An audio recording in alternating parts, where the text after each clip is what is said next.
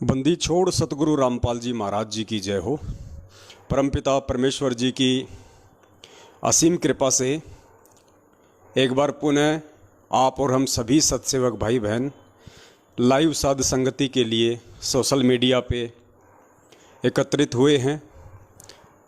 ये परमपिता परमेश्वर सतगुरु रामपाल जी महाराज जी की असीम दया है, उनकी मेहर है, जो उन्होंने अपनी गैर हाजिरी में, अपनी अनुपस्थिति में हम सभी भाई बहनों को सोशल मीडिया के माध्यम से एक दूसरे के साथ उस परमेश्वर की महिमा का गुणगान करने के लिए समय दिया। और पुण्यात्माओं, भरपूर फ़ायदा हम सभी भाई बहन आपस में साध संगति का उठा भी रहे हैं, क्योंकि सतगुरु देव जी के सत्संगों के अलावा यदि दूसरे स्थान पे कोई चीज़ आती है तो वो केवल साध संगति होती है। जिस प्रकार स्कूल कॉलेज में टीचर या लेक्चरर बच्चों को जो सिलेबस पढ़ा देता है, उसके बाद में वो बच्चे आपस में बैठ के उसके ऊपर डिस्कस करते हैं, रिवीजन करते हैं और संत भाषा में इसको साध संगति कह देते हैं। तो पुण्यात्माओं, आप और हम सभी ने इस साध संगति का भरपूर फ़ायदा उठाना है और हम उठा भी रहे हैं।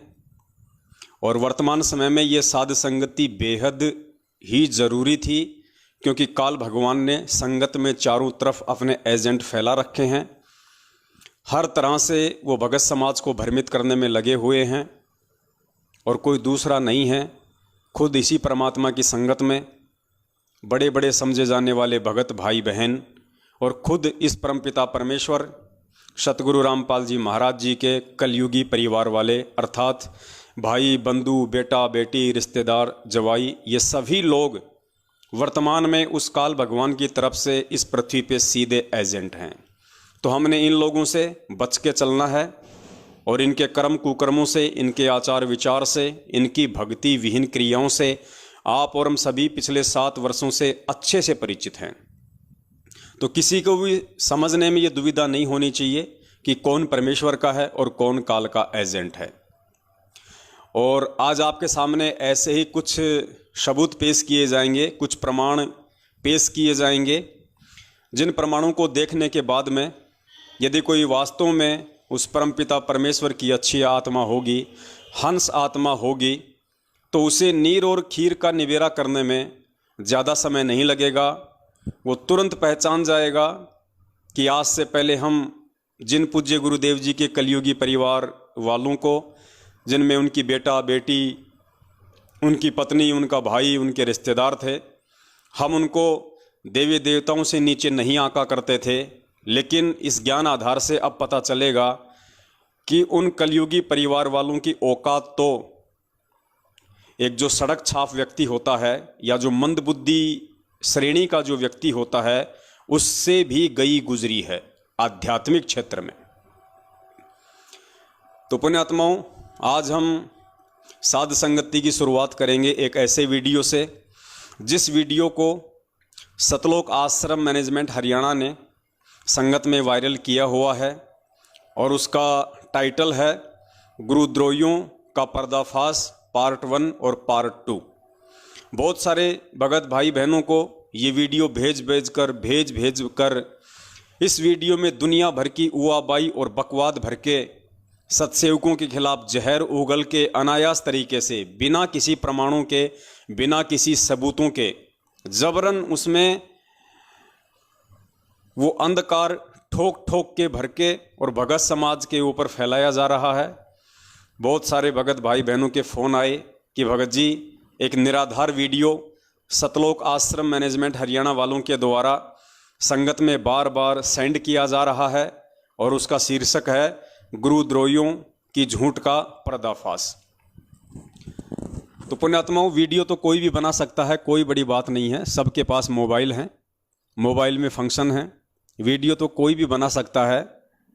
लेकिन वो वीडियो महत्वपूर्ण होता है जिस वीडियो में सबूत हों, जिस वीडियो में प्रमाण हों।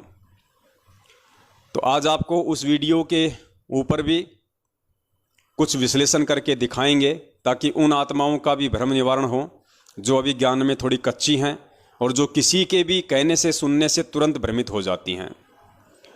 उसके अलावा आपको एक मैसेज भी पढ़ाएंगे जो कि कॉल एजेंट सतलोक आश्रम मैनेजमेंट हरियाणा वालों के द्वारा संगत में शेयर किया जा रहा है। और इनके अधीन जितने भी चापलूस हैं, जितने भी फर्जी नामदान केंद्र वाले हैं, जितने भी कोऑर्डिनेटर हैं, स्टेट कोऑर्डिनेटर हैं, इन सभी लोगों की आज विशेष एक ड्यूटी लगा रखी है कि संगत वालों को, सत्सेवकों से दूर रखो। कहीं संगत वाले जो हमें ज्योति पाठ और दान का पैसा दे के हमें पाल रहे हैं, हमें पोस रहे हैं, जिनके दान के पीछे हमारे बच्चे पढ़ और पल रहे हैं, हमारी गाड़ी का डीजल पेट्रोल का काम चल रहा है, हम लोग प्रॉपर्टियां खरीद रहे हैं, अय्यासियां कर रहे हैं, मौज मस्तियां कर रहे हैं, कहीं हमारा वो रंगीलापन जो जीवन है वो समाप्त ना हो जाए। तो भगत समाज को भ्रमित करने के लिए तरह तरह के मैसेज इन चापलूसों के द्वारा संगत में वायरल किए जा रहे हैं। उनमें से एक मैसेज है, सतगुरुदेव जी की जय, अति आवश्यक सूचना। जैसा कि आप सभी जानते हैं कि सतगुरुदेव जी ने संजय तथा पवन को गुरुद्रोही घोषित कर रखा है। इसके बावजूद भी ये दोनों अपनी हरकतों से बाज नहीं आ रहे तथा भक्तों के पास नए नए तरीके अपनाकर गुमराह करने की कोशिश कर रहे हैं। उल्टा चोर कोतवाल को डांट रहा है। इसलिए आप सभी से प्रार्थना है कि आप जी को अगर इनका कोई भी मैसेज आपके फ़ोन पर या फिर सोशल मीडिया प्लेटफार्म पर बनी आपकी आईडी पर आता है तो उसे बिना पढ़े ही डिलीट कर दें और गलती से भी किसी अन्य भगत आत्मा के पास फॉरवर्ड ना करें। सतगुरुदेव जी ने हम सभी को ना तो ज्ञान में कच्चा छोड़ा है और ना ही भक्ति में। हम सभी नीचों पर दया करते हुए परमात्मा समय समय पर ऑडियो संदेश के माध्यम से सचेत करते रहते हैं। इसलिए आप खुद भी सतर्क रहें तथा अपने आसपास के सभी भक्तों को भी सतर्क करें। सत साहेब जी, बंदी छोड़ सतगुरु रामपाल जी भगवान की जय। देखो, भगवान शब्द और लगाते हैं संत रामपाल जी महाराज जी के आगे, जबकि मनाते हैं नालायक उनका जन्मदिन। गुरुद्रोही संजय तथा पवन से सावधान रहने के लिए सतगुरुदेव जी की ऑडियो, आपको ऑडियो भी सुनाएंगे बाद में वो कौन सी ऑडियो है। तो देखो पुण्यात्माओं, ये क्या हुआ भाई लिखते हैं। इसलिए आप सभी भक्तों से प्रार्थना है कि आप जी को अगर इनका कोई भी मैसेज आपके फ़ोन या फिर सोशल मीडिया प्लेटफार्म पर बनी आपकी आईडी पर आता है तो उसे बिना पढ़े ही डिलीट कर दें। यानी आप लोगों को अंधता में रखना चाहते हैं, आप लोगों को अंधेरे में रखना चाहते हैं, आप लोगों को मूर्खता में रखना चाहते हैं। ये नहीं चाहते कि आप लोग सत्यता से परिचित हो जाओ, ये नहीं चाहते कि आप लोगों को हकीकत का पता चले, आप लोगों को बरवाला कांड के पीछे की सच्चाई का पता चले और सतलोक आश्रम मैनेजमेंट हरियाणा के षड्यंत्र व उनके कुकर्मों का पता चले और इनका धार्मिक धंधा बंद हो जाए। क्योंकि इन लोगों का धार्मिक धंधा सिर्फ और सिर्फ संगत की मूर्खता और संगत के दान के पीछे चल रहा है। फिर आगे क्या लिखते हैं, सतगुरुदेव जी ने हम सभी को ना तो ज्ञान में कच्चा छोड़ा है और ना ही भक्ति में। अगर आपको पूरा विश्वास है कि गुरुजी ने ना ही तो आपको ज्ञान में कच्चा छोड़ा है और ना ही भक्ति में, तो फिर क्यों डर रहे हो भैया हमारी वीडियो देखने से? क्यों इतनी घबराहट हो रही है? क्यों तुम्हारे पसीने छूट रहे हैं? क्यों तुम्हारे कपड़े गीले हो गए ऊपर से लेकर नीचे तक कि पवन की वीडियो मत देखो, पवन की वीडियो मत देखो? फिर तुम्हें डर किस बात का है?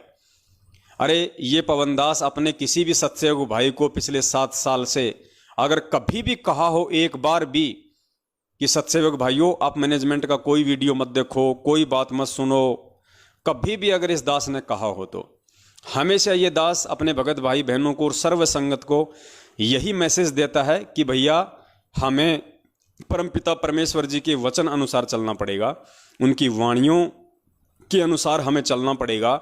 और परमात्मा की वाणी कहती है कि कहे कबीर सोए जन मेरा, जो नीर खीर का करे निबेरा। जब तक मेरा भगत दोनों तरफ की बातें नहीं सुनेगा, दोनों तरफ के ऑडियो वीडियो नहीं देखेगा, तो वो कैसे निर्णय कर पाएगा कि सच क्या है और झूठ क्या है।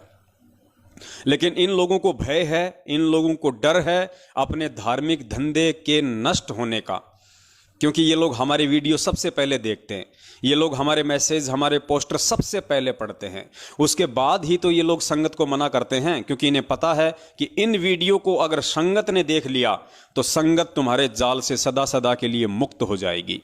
और आज जो तुम संगत के दान पे अय्यासियाँ कर रहे हो, रंग रेलियाँ मनाते हो, मौज मस्तियाँ कर रहे हो, खुले सांड की तरह हर प्रकार से तुम अपने खर्चे पूरे कर रहे हो, वो सारे धंधे तुम्हारे बंद हो जाएंगे। इसलिए ये लोग डरते हैं कि कोई पवन दास का वीडियो ना देख ले। तो पुण्यात्माओं, अब ये तो आप लोगों के हाथ में है, आप लोगों के स्वयं के विवेक के ऊपर निर्भर करता है कि आप लोगों ने परमपिता परमेश्वर जी की वाणी के अनुसार चलना है या किसी भी मूर्ख व्यक्ति के कह देने से अपने आध्यात्मिक जीवन को मोड़ना है। उसके बाद एक ज़बरदस्त ऑडियो आपको सुनाते हैं, आज 1 मिनट की है, बिल्कुल ज़बरदस्त ऑडियो है। और ये ऑडियो सुनने के बाद में आप लोगों के होश उड़ जाएंगे, अगर आप लोग होश में होंगे तो। नेपाल से हमारी एक सत्सेवक बहन है कमला दासी। कमला दासी के साथ में एक बहन संपर्क में है मुन्नी दासी। कमला दासी के भगत जी हैं लेखनाथ जी। ये सभी भाई बहन लगभग पिछले 5 वर्षों से हम सत्सेवकों के साथ में जुड़े हुए हैं और तन मन धन से परमपिता परमेश्वर व उनकी भक्ति के प्रति समर्पित हैं।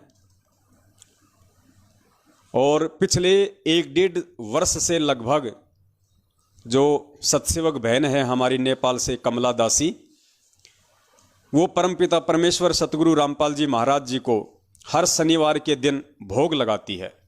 यानी शनिवार के दिन वो परमपिता परमेश्वर सतगुरु रामपाल जी महाराज जी को भोग प्रसाद लगाने के लिए देसी घी का हलवा बनाती है। जितने भी उनके परिवार के मेंबर हैं 2 या 3, उस हिसाब से 100 ग्राम 200 ग्राम वो हलवा बनाती है। मार्केट से सेब संतरे केले चीकू फल फ्रूट लेके आती है, थोड़े बहुत उनको साफ करती है और वो परमपिता परमेश्वर सतगुरु रामपाल जी महाराज जी को भोग लगाते समय वहाँ रखे जाते हैं।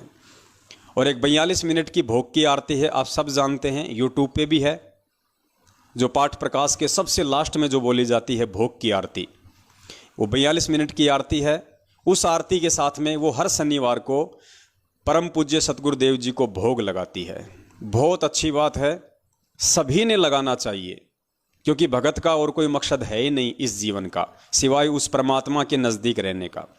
और इन तरीकों से बढ़िया और कोई तरीका नहीं हो सकता है परमपिता परमेश्वर के प्रति श्रद्धावान बने रहने के लिए, परमपिता परमेश्वर के प्रति समर्पित रहने के लिए। ये पवन दास भी लगभग पिछले 1.5 से 2 वर्षों से हर रविवार को पूज्य गुरुदेव जी को भोग लगाता है, ठीक उसी प्रकार जिस प्रकार कमला बहन लगाती है। देसी घी का हलवा बनता है हर रविवार को, क्योंकि रविवार को दास की छुट्टी रहती है काम की, दास रविवार को फ्री रहता है, इसलिए हम रविवार को करते हैं। हो सकता है कमला बहन शनिवार को फ्री रहती हों तो कमला बहन शनिवार को करती हैं। वैसे डे कोई फिक्स नहीं होता इस भक्ति मार्ग में कि आपने रविवार को लगाना है या आपने शनिवार को लगाना है। जैसी आपका काम धंधा है, जैसी आपको फुर्सत है, उस अनुसार आप किसी भी दिन परमपिता परमेश्वर जी को भोग लगा सकते हैं। समय भी कोई निश्चित नहीं है, आप जब चाहें जैसे चाहें परमेश्वर को भोग लगा सकते हैं। तो दास तो पिछले 2 वर्षों से रेगुलर हर रविवार को परम पूज्य सतगुरु रामपाल जी महाराज जी को देसी घी के हलवे का भोग लगाता है और 42 मिनट की आरती पूरा परिवार बैठ के करता है। कमला बहन शनिवार को करती है, देसी घी का भोग लगाती है और जैसी उनकी आर्थिक स्थिति है, जैसी उनकी श्रद्धा है गुरुदेव के प्रति, वैसे मार्केट से वो अपने फल फ्रूट वगैरह लाके एक थाली में रख के और उनको साफ करके गुरुदेव के दरबार में रख देती है। पूरा का पूरा परिवार और अन्य जो भगत भाई बहन होते हैं वो भी आ जाते हैं और शनिवार को बैठ के परमेश्वर की आरती का आनंद लेते हैं, मालिक के बिल्कुल नज़दीक रहते हैं, हमारे भाव बने रहते हैं, हमारी श्रद्धा बनी रहती हैं। ये तो सब ने करना चाहिए संगत में। और जयपुर से जो अपने कजोड़ भगत जी हैं वो भी हर रविवार को परमपिता परमेश्वर जी को सहपरिवार भोग लगाते हैं। और शायद जयपुर से हमारे रूपदास भगत जी हैं, जहाँ तक दास को आइडिया है, वो भी परमेश्वर को रविवार को ही भोग लगाते हैं। या बहुत सारी बार आपस में वो दोनों सहपरिवार एक जगह भी परमेश्वर को भोग लगाते हैं, क्योंकि वो दोनों आसपास में रहते हैं।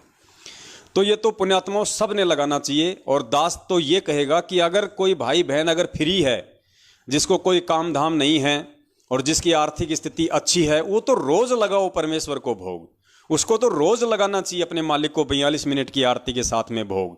42 मिनट की आरती है जिसके लास्ट में परमेश्वर का शब्द आता है, आज लग्या साहिब को भोग दिन के टुकड़े पानी का, कोई जगह पुरबला भाग।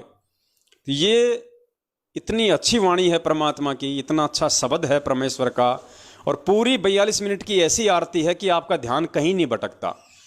हर शब्द आपकी आत्मा को छूता है, एक विशेष आत्मिक अनुभव, आत्मिक शांति, आत्मिक आनंद उस आत्मा को प्राप्त होती है जब वो परमपिता परमेश्वर को देसी घी के हलवे के साथ या फल फ्रूट के साथ में जब सहपरिवार बैठ के या जैसे भी वो भोग लगाता है।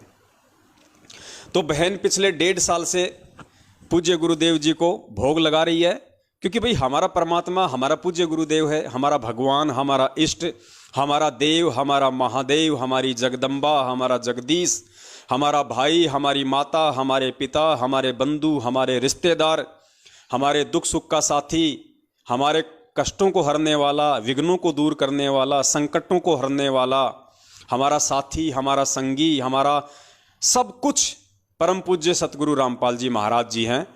तो हम उनका भोग नहीं लगाएंगे तो फिर हम किसका भोग लगाएंगे? और जैसी आपकी श्रद्धा है, जैसे आपके भाव हैं, जैसा उस परमपिता परमेश्वर ने आपको इस व्यस्त सांसारिक जीवन में समय दिया हुआ है, आप जी चाहें तो परमेश्वर को रोज भोग लगाइए, आपको कोई मना नहीं करने वाला। और गुरुदेव आपसे उतना ही प्रसन्न होंगे, क्योंकि परमात्मा तो चाहते यही है कि ये बच्चे मेरे से किसी भी बहाने जुड़े रहें। तो पुण्यात्माओं, पिछले 1.5 साल से कमला बहन नेपाल से परमेश्वर को भोग लगा रही है, और भोग लगाने के बाद में वो वीडियो बनाती है पूरा, और उस वीडियो को अपने YouTube चैनल पे भी डाल देती है, वैसे भी सोशल मीडिया पे डाल देती है। लेकिन नेपाल के जो कोऑर्डिनेटर हैं या नेपाल का जो स्टेट कोऑर्डिनेटर है, उन लोगों को ये सब अच्छा नहीं लगता। उन लोगों को बिल्कुल भी अच्छा नहीं लगता कि संत रामपाल जी महाराज जी को कोई भोग लगाए। और संत रामपाल जी महाराज जी की इतनी श्रद्धा से, इतनी तन्मयता से, इतना विश्वास के साथ नेपाल में कोई भगत भक्ति करे, उसको ये बात बिल्कुल भी रास नहीं आती है। तो उस चुगलखोर व्यक्ति ने बगैर कमला दासी से बातचीत किए इस विषय पे कि भाई तू क्यों भोग लगाती है, और बातचीत करे तो वो नालायक व्यक्ति वो किस मुंह से बात करे। उसको खुद को पता था कि मैं क्या कहूँगा, कि गुरुजी को भोग मत लगा, ये कहूँगा मैं उसको, उससे अच्छा तो मेरे डूब के मर जाना अच्छा है।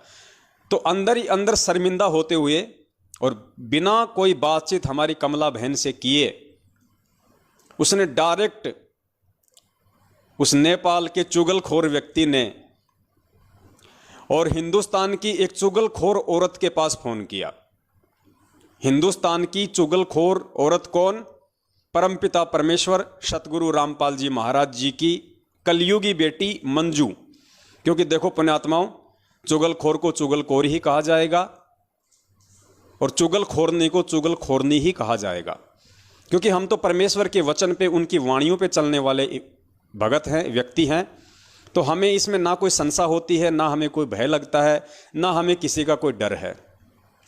क्योंकि पूज्य गुरुदेव जी ने हमें यही सिखाया कि बेटा, साचा शब्द कबीर का प्रकट किया जगमाही, और जैसे को तैसा कहे सो तो निंदा नाही। अगर बेटा तू चुगलखोर को चुगलखोर कहता है तो उसमें निंदा चुगली नहीं, तू सही कह रहा है। अगर तू डाकू को डाकू कह रहा है तो सही कह रहा है। अगर तू भगोड़े को भगोड़ा कह रहा है तो इसमें कोई निंदा चुगली नहीं होती है। तो हमें तो परमेश्वर के ज्ञान आधार से चलना है, और हम चल भी रहे हैं।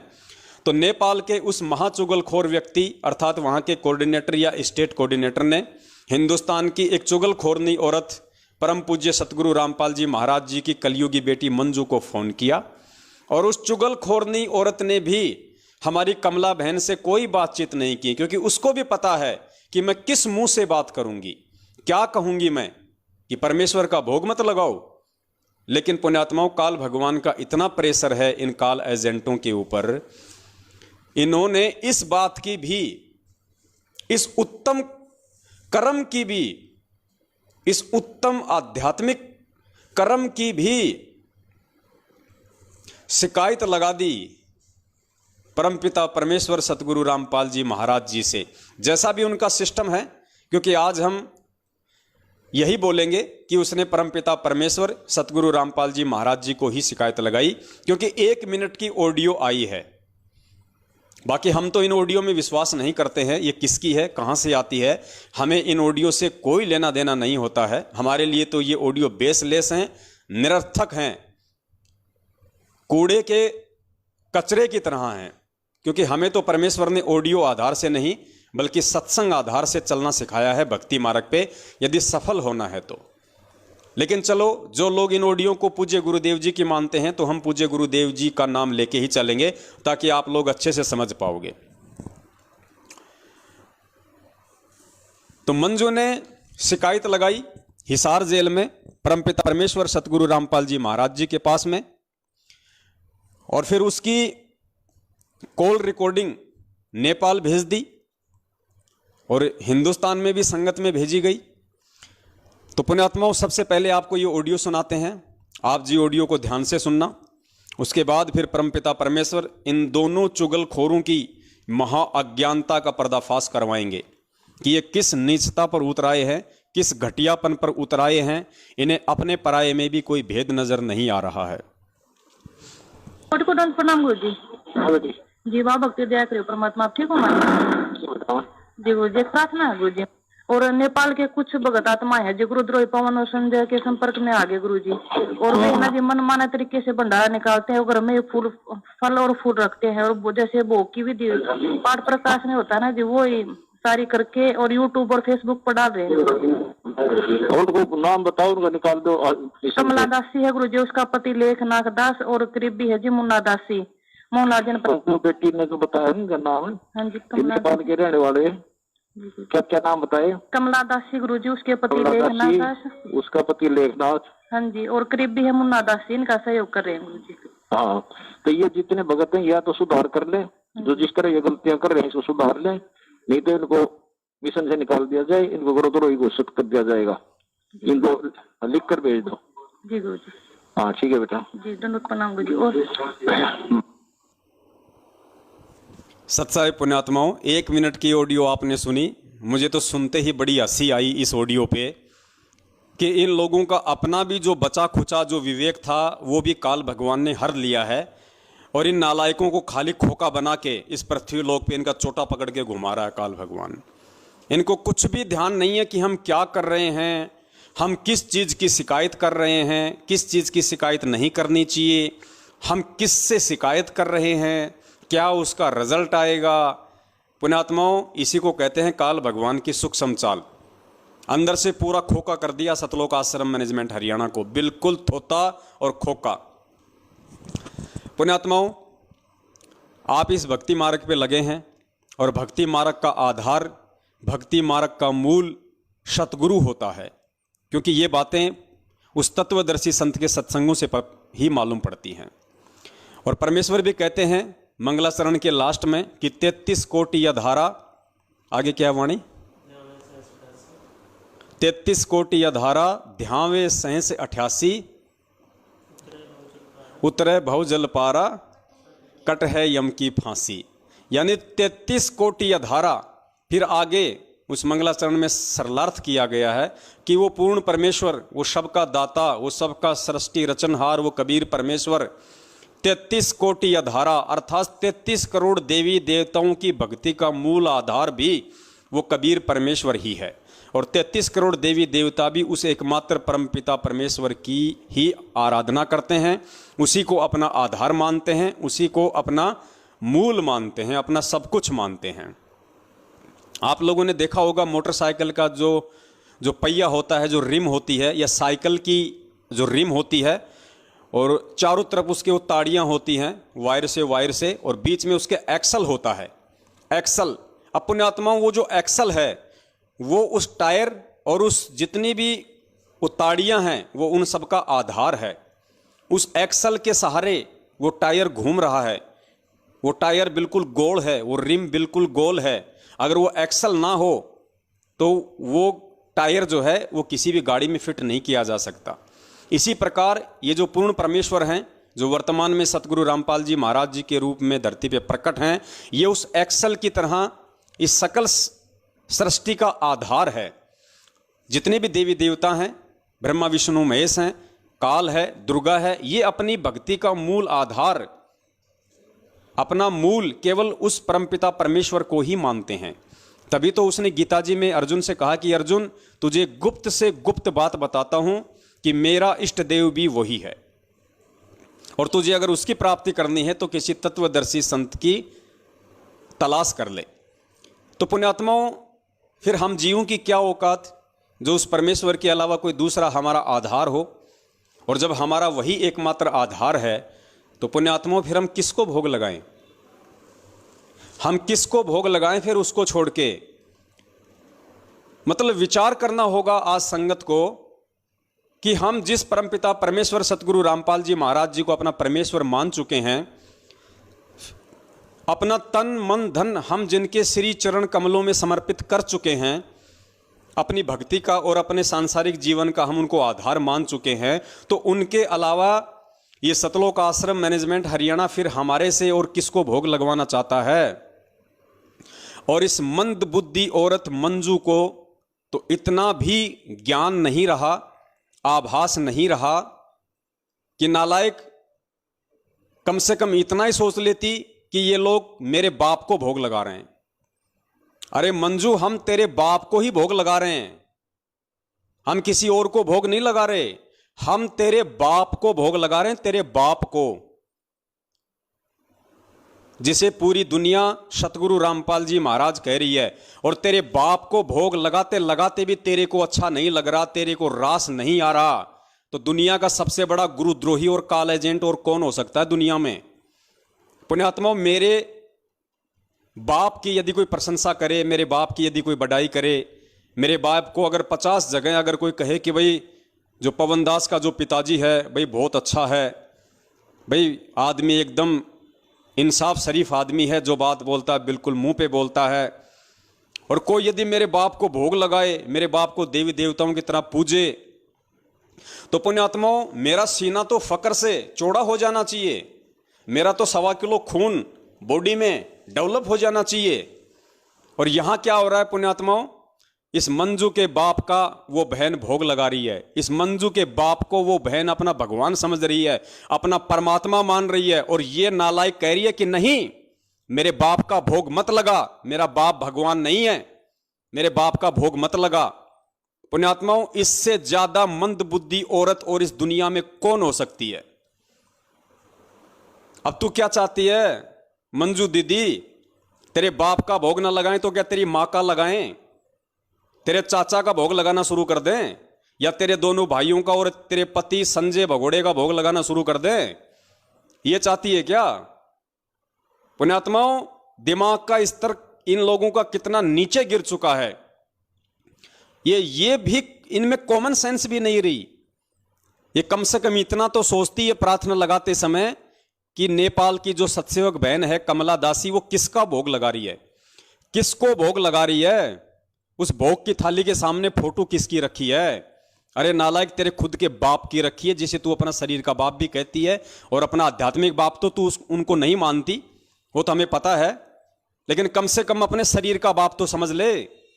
और तेरे को तो इसमें खुशी होनी चाहिए थी, तेरे को तो इसमें प्रसन्नता होनी चाहिए थी कि दुनिया मेरे बाप को भोग लगा रही है। लेकिन पुण्यात्माओं, जैसा कि दास बार बार कहता है कि इस धरती पे ये साक्षात काल के एजेंट हैं, इसलिए इन लोगों को यह भी रास नहीं आ रहा कि कोई मेरे बाप को भी भोग लगाए। इन्होंने सतगुरु रामपाल जी महाराज जी को अपने घर की प्रॉपर्टी समझ रखा, अपने घर की प्रॉपर्टी, उनके ज्ञान को और उनको इन लोगों ने अपने घर की प्रॉपर्टी समझ रखा है। तो मंजू दीदी, हम तेरी मां का भोग तो लगाएंगे नहीं, चाहे तू कितने पैर पीट ले, और ना हम तेरे चाचा का भोग लगाएंगे, उस काल एजेंट का, भगोड़े का, और तेरा तो स्वप्न में लगाने की सोच भी नहीं सकते, ऐसी चुगलखोर का, जिसको ये नहीं पता कि मैं कहां प्रार्थना कर रही हूं, किस चीज की प्रार्थना कर रही हूं। अरे ये भी कोई प्रार्थना हुई क्या? अरे भगत किसका भोग लगाएगा है? अरे अपने बाप का नहीं लगाएगा, अपने गुरु का नहीं लगाएगा, तो क्या कादर खान का भोग लगाएगा? मंदबुद्धि औरत, इतना तो तेरी इसमें तेरी खोपड़ी में आ जानी चाहिए थी ये बात। क्या तेरा स्तर इतना नीचे गिर गया? पाताल लोक में चला गया, तुझे ये भी मतलब ये प्रार्थना लगाते समय भी तेरे को 1% भी ये शर्म नहीं आई तुझे? चलो हमारी तो तूने प्रार्थना लगा दी, कोई बड़ी बात नहीं है, तुम कुछ भी कर सकते हो, लेकिन तू प्रार्थना किससे लगा रही है?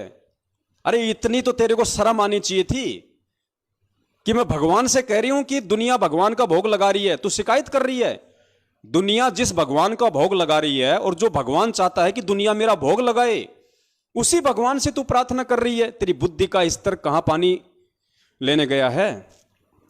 पुण्यात्मा, इनकी बुद्धि घास चरने चली गई, बिल्कुल ये खाली हो चुके हैं एडी से लेके चोटी तक। ये खुद तो डूबे हुए हैं, ये बाकी संगत को भी लेके डूबेंगे।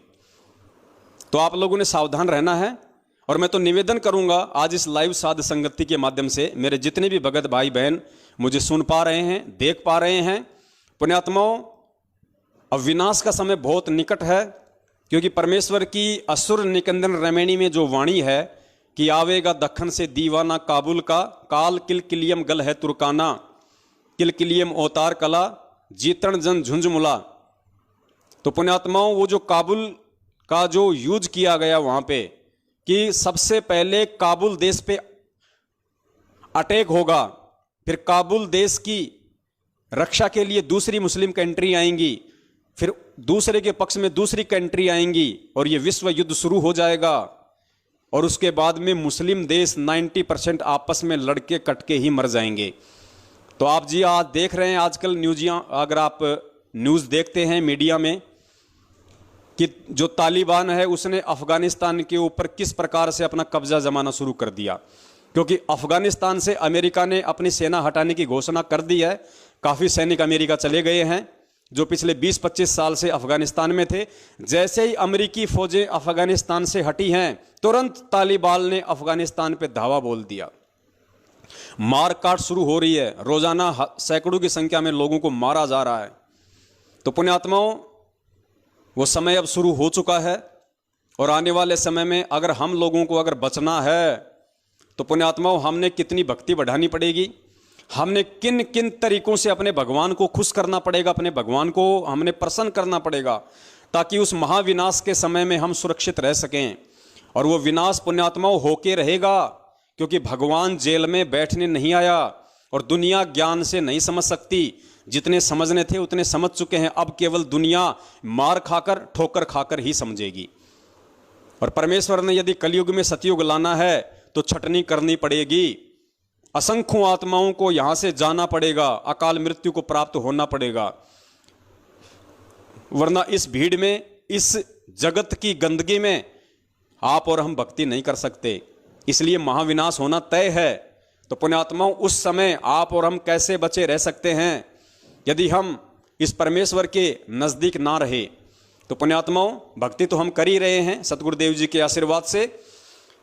इसलिए दास आप जी से निवेदन करेगा कि आप जितने भी भगत भाई बहन लाइव साध संगति का ये प्रोग्राम देख रहे हैं, अगर आपको भी यदि सतगुरुदेव जी प्रेरणा करें तो पुण्यात्माओं, जैसा भी आपको समय मिले, जिस भी दिन, उसी दिन परमपिता परमेश्वर जी का देसी घी का हलवा बनाइए। जितने भी आपके परिवार के मेंबर हैं, 2, 4, 5, 10, उस अनुसार 100 ग्राम का, 200 ग्राम का, जैसे भी आपकी श्रद्धा है, आप देसी घी का हलवा बनाइए परमेश्वर का। और आपकी आर्थिक स्थिति अच्छी है तो मार्केट से फल फ्रूट भी लेके आइए। और पुण्यात्माओं, सप्ताह में जिस दिन भी आपको लगे कि आज मेरी छुट्टी है या आज मैं छुट्टी के लिए दिन निकाल सकता हूं, यह ऐसा कोई विशेष नहीं है मेरे लिए कामकाज, उस दिन पूरा परिवार बैठ के परमपिता परमेश्वर जी को उस 42 मिनट की भोग की आरती के साथ भोग लगाइए और परमेश्वर का अनुग्रह प्राप्त कीजिए। गुरुदेव ने स्पष्ट संगतों में कहा हुआ है कि पुण्यात्माओं, अभी तुम मात्र 20% ही भक्ति की तरफ अग्रसर हो, 80% तुम्हारा ध्यान सांसारिकता में रमा हुआ है। लेकिन जब तक इसका उल्टा नहीं होगा, अर्थात जब तक तुम 80% मेरी भक्ति में नहीं लगोगे और 20% ही अपने रोजी रोटी के लिए प्रयास नहीं करोगे, तब तक तुम भगत की श्रेणी में भी नहीं आओगे।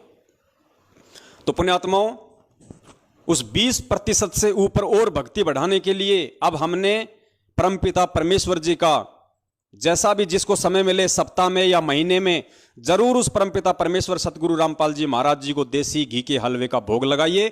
बैठ के सह परिवार 42 मिनट की जो यूट्यूब पे आरती है, भोग की आरती आपको मिल जाएगी। आप वो आरती कीजिए पुण्यात्माओं। हम परमेश्वर के जितना नजदीक रहेंगे, जितना हम परमेश्वर के कृपा पात्र बन के रहेंगे, उतना ही परमात्मा हमारे नजदीक रहेगा। और मैं तो ये मानता हूं कि इन चुगलखोरों ने जो ये चुगली लगाई है, ये हमारे लिए एक बहुत बड़ा ये प्लस पॉइंट साबित हुआ है, क्योंकि काल की चाल से ही परमात्मा अपना कार्य सिद्ध करता है।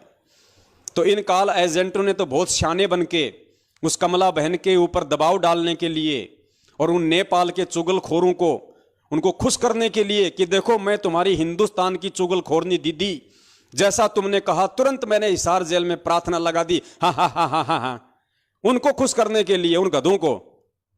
और इसने ऐसी ज्ञान विरुद्ध घटिया हरकत की है जो शायद भक्ति इतिहास में सिवाय उस काल भगवान के और कोई नहीं कर सकता। अरे भगवान का एक भगत भोग लगा रहा है और तू उसी भगवान से तू प्रार्थना कर रही है, शिकायत कर रही है कि भगवान दुनिया आपका भोग लगा रही है। अरे तू काहे की भगत है, तू तो जगत से भी गई गुजरी है। और वो भगवान वो अंदर ही अंदर हंसा होगा, वो अंदर ही अंदर हंसा होगा कि देख ये मंदबुद्धि, और लोग इसको कहते हैं ये मेरी बेटी है। अरे मेरी बेटी ऐसी हो सकती है क्या? ऐसी कमबख्त, ऐसी चुगलखोरनी, ऐसी मंदबुद्धि जिसमें कॉमन सेंस भी नहीं है, वो मेरी बेटी कैसे हो सकती है? मेरी बेटी तो कमला है, कमला नेपाल वाली मुन्नी दासी है। वो है मेरे असली बेटा बेटी जो मुझे अपना परमात्मा समझ के और मेरा भोग लगा रहे हैं।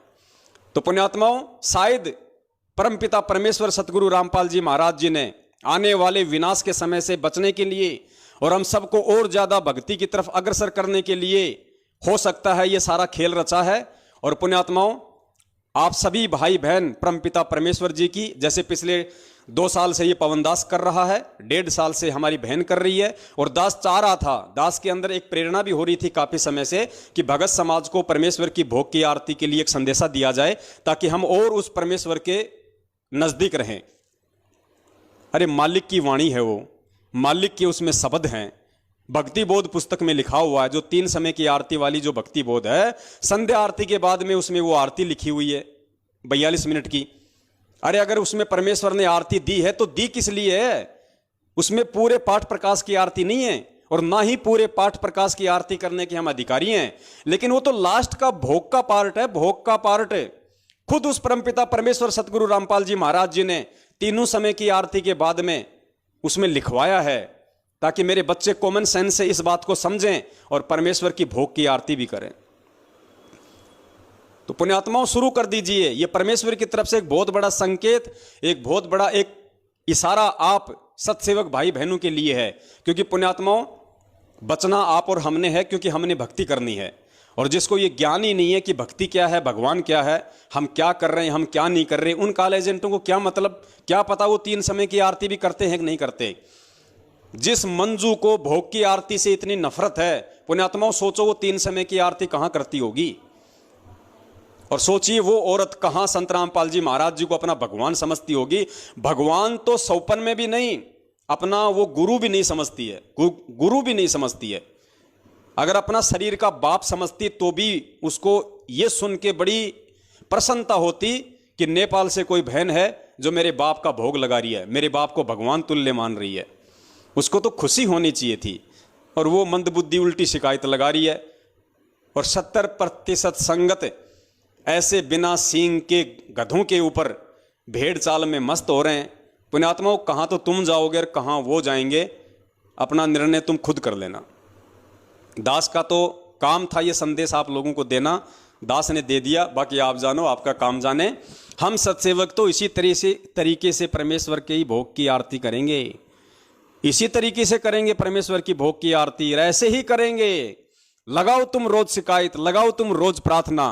परमेश्वर तो हमें फल फूल रहा है, परमेश्वर तो हमें फल और फूला रहा है तुम्हारी आंखों के सामने। तुम लोगों का तो खून जल गया सारा पिछले 7 साल से, चुगलियां करते करते, शिकायतें लगाते लगाते, और हम सत्सेवकों को परमेश्वर ने अपनी पलकों पे रखा हुआ है। दिन दोगुना रात चौगुना परमेश्वर हमारे को वर्दी दे रहे हैं, हमारे को भक्ति धन दे रहे हैं, परमात्मा अपना आशीर्वाद लौटा रहे हैं। अरे कोरोना में तुम मरे हो, सत्सेवक नहीं मरा कोई भी। मैनेजमेंट के 300-400 लोग मरे सारनामी सतनामी कोरोना से। एक भी सत्सेवक अगर मरा हो कोरोना से तो बता दो, कोई भी कहीं भी एक भी मरा हो तो परमात्मा किसके साथ में है? तुम जैसे काल एजेंटों के साथ में है या हम जैसे सत्सेवकों के साथ में है? ये कॉमन सेंस की बात है, लेकिन तुम गधों को समझ में नहीं आएंगी ये बातें। तुम काल एजेंटों के पल्ले पड़ने वाली नहीं है। तुम्हारी तो काम, तुम्हारी सेवा जो काल भगवान ने लगा रखी है, तुम केवल वही करोगे, उससे ज्यादा तुम्हारा दिमाग काम कर ही नहीं सकता है। तो पुण्यात्माओं, ये था भोग की आरती को लेके, और शायद आप लोगों को भी खूब हंसी आई होगी और आप लोगों को रोना भी आया होगा इनकी मंदबुद्धिता पे, इनकी नालायकी पे। तो पुण्यात्माओं, अब हम आगे बढ़ते हैं और आज का हमारा जो विषय है कि सतलोक आश्रम मैनेजमेंट हरियाणा ने जो एक वीडियो संगत में वायरल किया हुआ है कि गुरुद्रोहियों की झूठ का पर्दाफाश, तो इन्होंने तो अपनी उआबाई, अपनी गंद इसमें डाल दी, संगत के सामने पेश कर दी। जो मंदबुद्धि था वो तो खा गया उस धुआं को, और जिसको परमेश्वर ने सद्बुद्धि बख्श रखी थी उस आत्मा ने उसको देखा और देख के फिर दास के पास भेजा कि भगत जी थोड़ा सा इस वीडियो पे विश्लेषण कीजिए, ये संगत में काफी वायरल किया जा रहा है, क्योंकि आजकल संगत तेजी से जाग रही है। और जब जब ये संगत तेजी से जागती है तो मैनेजमेंट ऐसी ही मनमानी और घटिया हरकतों पे उतर आता है। तो पुण्यात्माओं, हम सत्सेवकों का काम है कि आपको दोनों तरफ की बातों से हम अपडेट रखें। तो हम आपको वो वीडियो भी सुनाएंगे, हो सकता है आपने सुन भी रखा होगा, और जिन भाइयों ने नहीं सुना वो भी इस वीडियो को सुने, क्योंकि हम तो खुद चला के आपको इनको वीडियो दिखाएंगे, आपको सुनाएंगे, तभी तो आप निर्णय करोगे। अगर मैं ही आपको बोल दूं अपनी तरफ से और आपको यदि मैं वो मैनेजमेंट वाला वीडियो ना दिखाऊं जो इन्होंने संगत में वायरल कर रखा है, तो आप कैसे समझ पाओगे कि क्या सही है और क्या गलत है? आप तो यही कहोगे कि पवन दास तो अपनी तरफ से बोल रहा है। लेकिन पुण्यात्माओं, हम सत्सेवक है और ये भक्ति मार्ग गुरुजी ने बताया निष्पक्ष होके चलने का है, पक्ष और विपक्ष से दूर निष्पक्ष होके। तो आपको साथ में इन लोगों का वीडियो दिखाऊंगा, उसके बाद में फिर ज्ञान आधार से परमात्मा इस पे विश्लेषण करवाएंगे। तो सुनिए इनकी गदर फिल्म का पार्ट 3। सभी भक्तों को सच्चाई। हमने पिछली वीडियो के माध्यम से आपको सच्चाई से परिचित कराने की कोशिश की कि किस तरह कुछ तथाकथित सत्सेवक जिनको सदगुरुदेव संत रामपाल जी महाराज ने गुरुद्रोही घोषित किया हुआ है, वो झूठ पर झूठ बोलते आ रहे हैं। यह बात स्पष्ट हो चुकी है कि संजय दिल्ली व पवन जयपुर तथा जो भी इनके साथ समर्थन में है, उनको सदगुरुदेव जी ने गुरुद्रोही घोषित किया हुआ है। आज समाज में जिसको भी यह पता चल जाता है कि केवल संत रामपाल जी महाराज ही इस संसार से मुक्ति दिला सकते हैं और सतलोक ले जा सकते हैं, फिर चाहे वो सत्संग देखकर समझे हों या पुस्तक पढ़कर, वह नामदान केंद्र पर आकर नाम उपदेश ले लेते हैं। लेकिन दुख तब होता है जब संत रामपाल जी महाराज की हरी भरी बगिया को ये गुरुद्रोही नामक खराब करते हैं।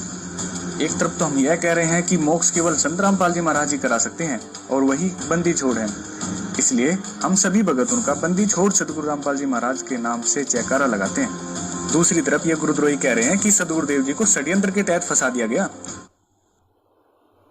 अब पुण्यात्माओं, यही सबसे बड़ा पॉइंट है जो इन्होंने इन वीडियो में रखा है। इनके पास और तो कोई प्रूफ है नहीं हमारे खिलाफ, और तो कोई सबूत है नहीं सिवाय उआबाई के।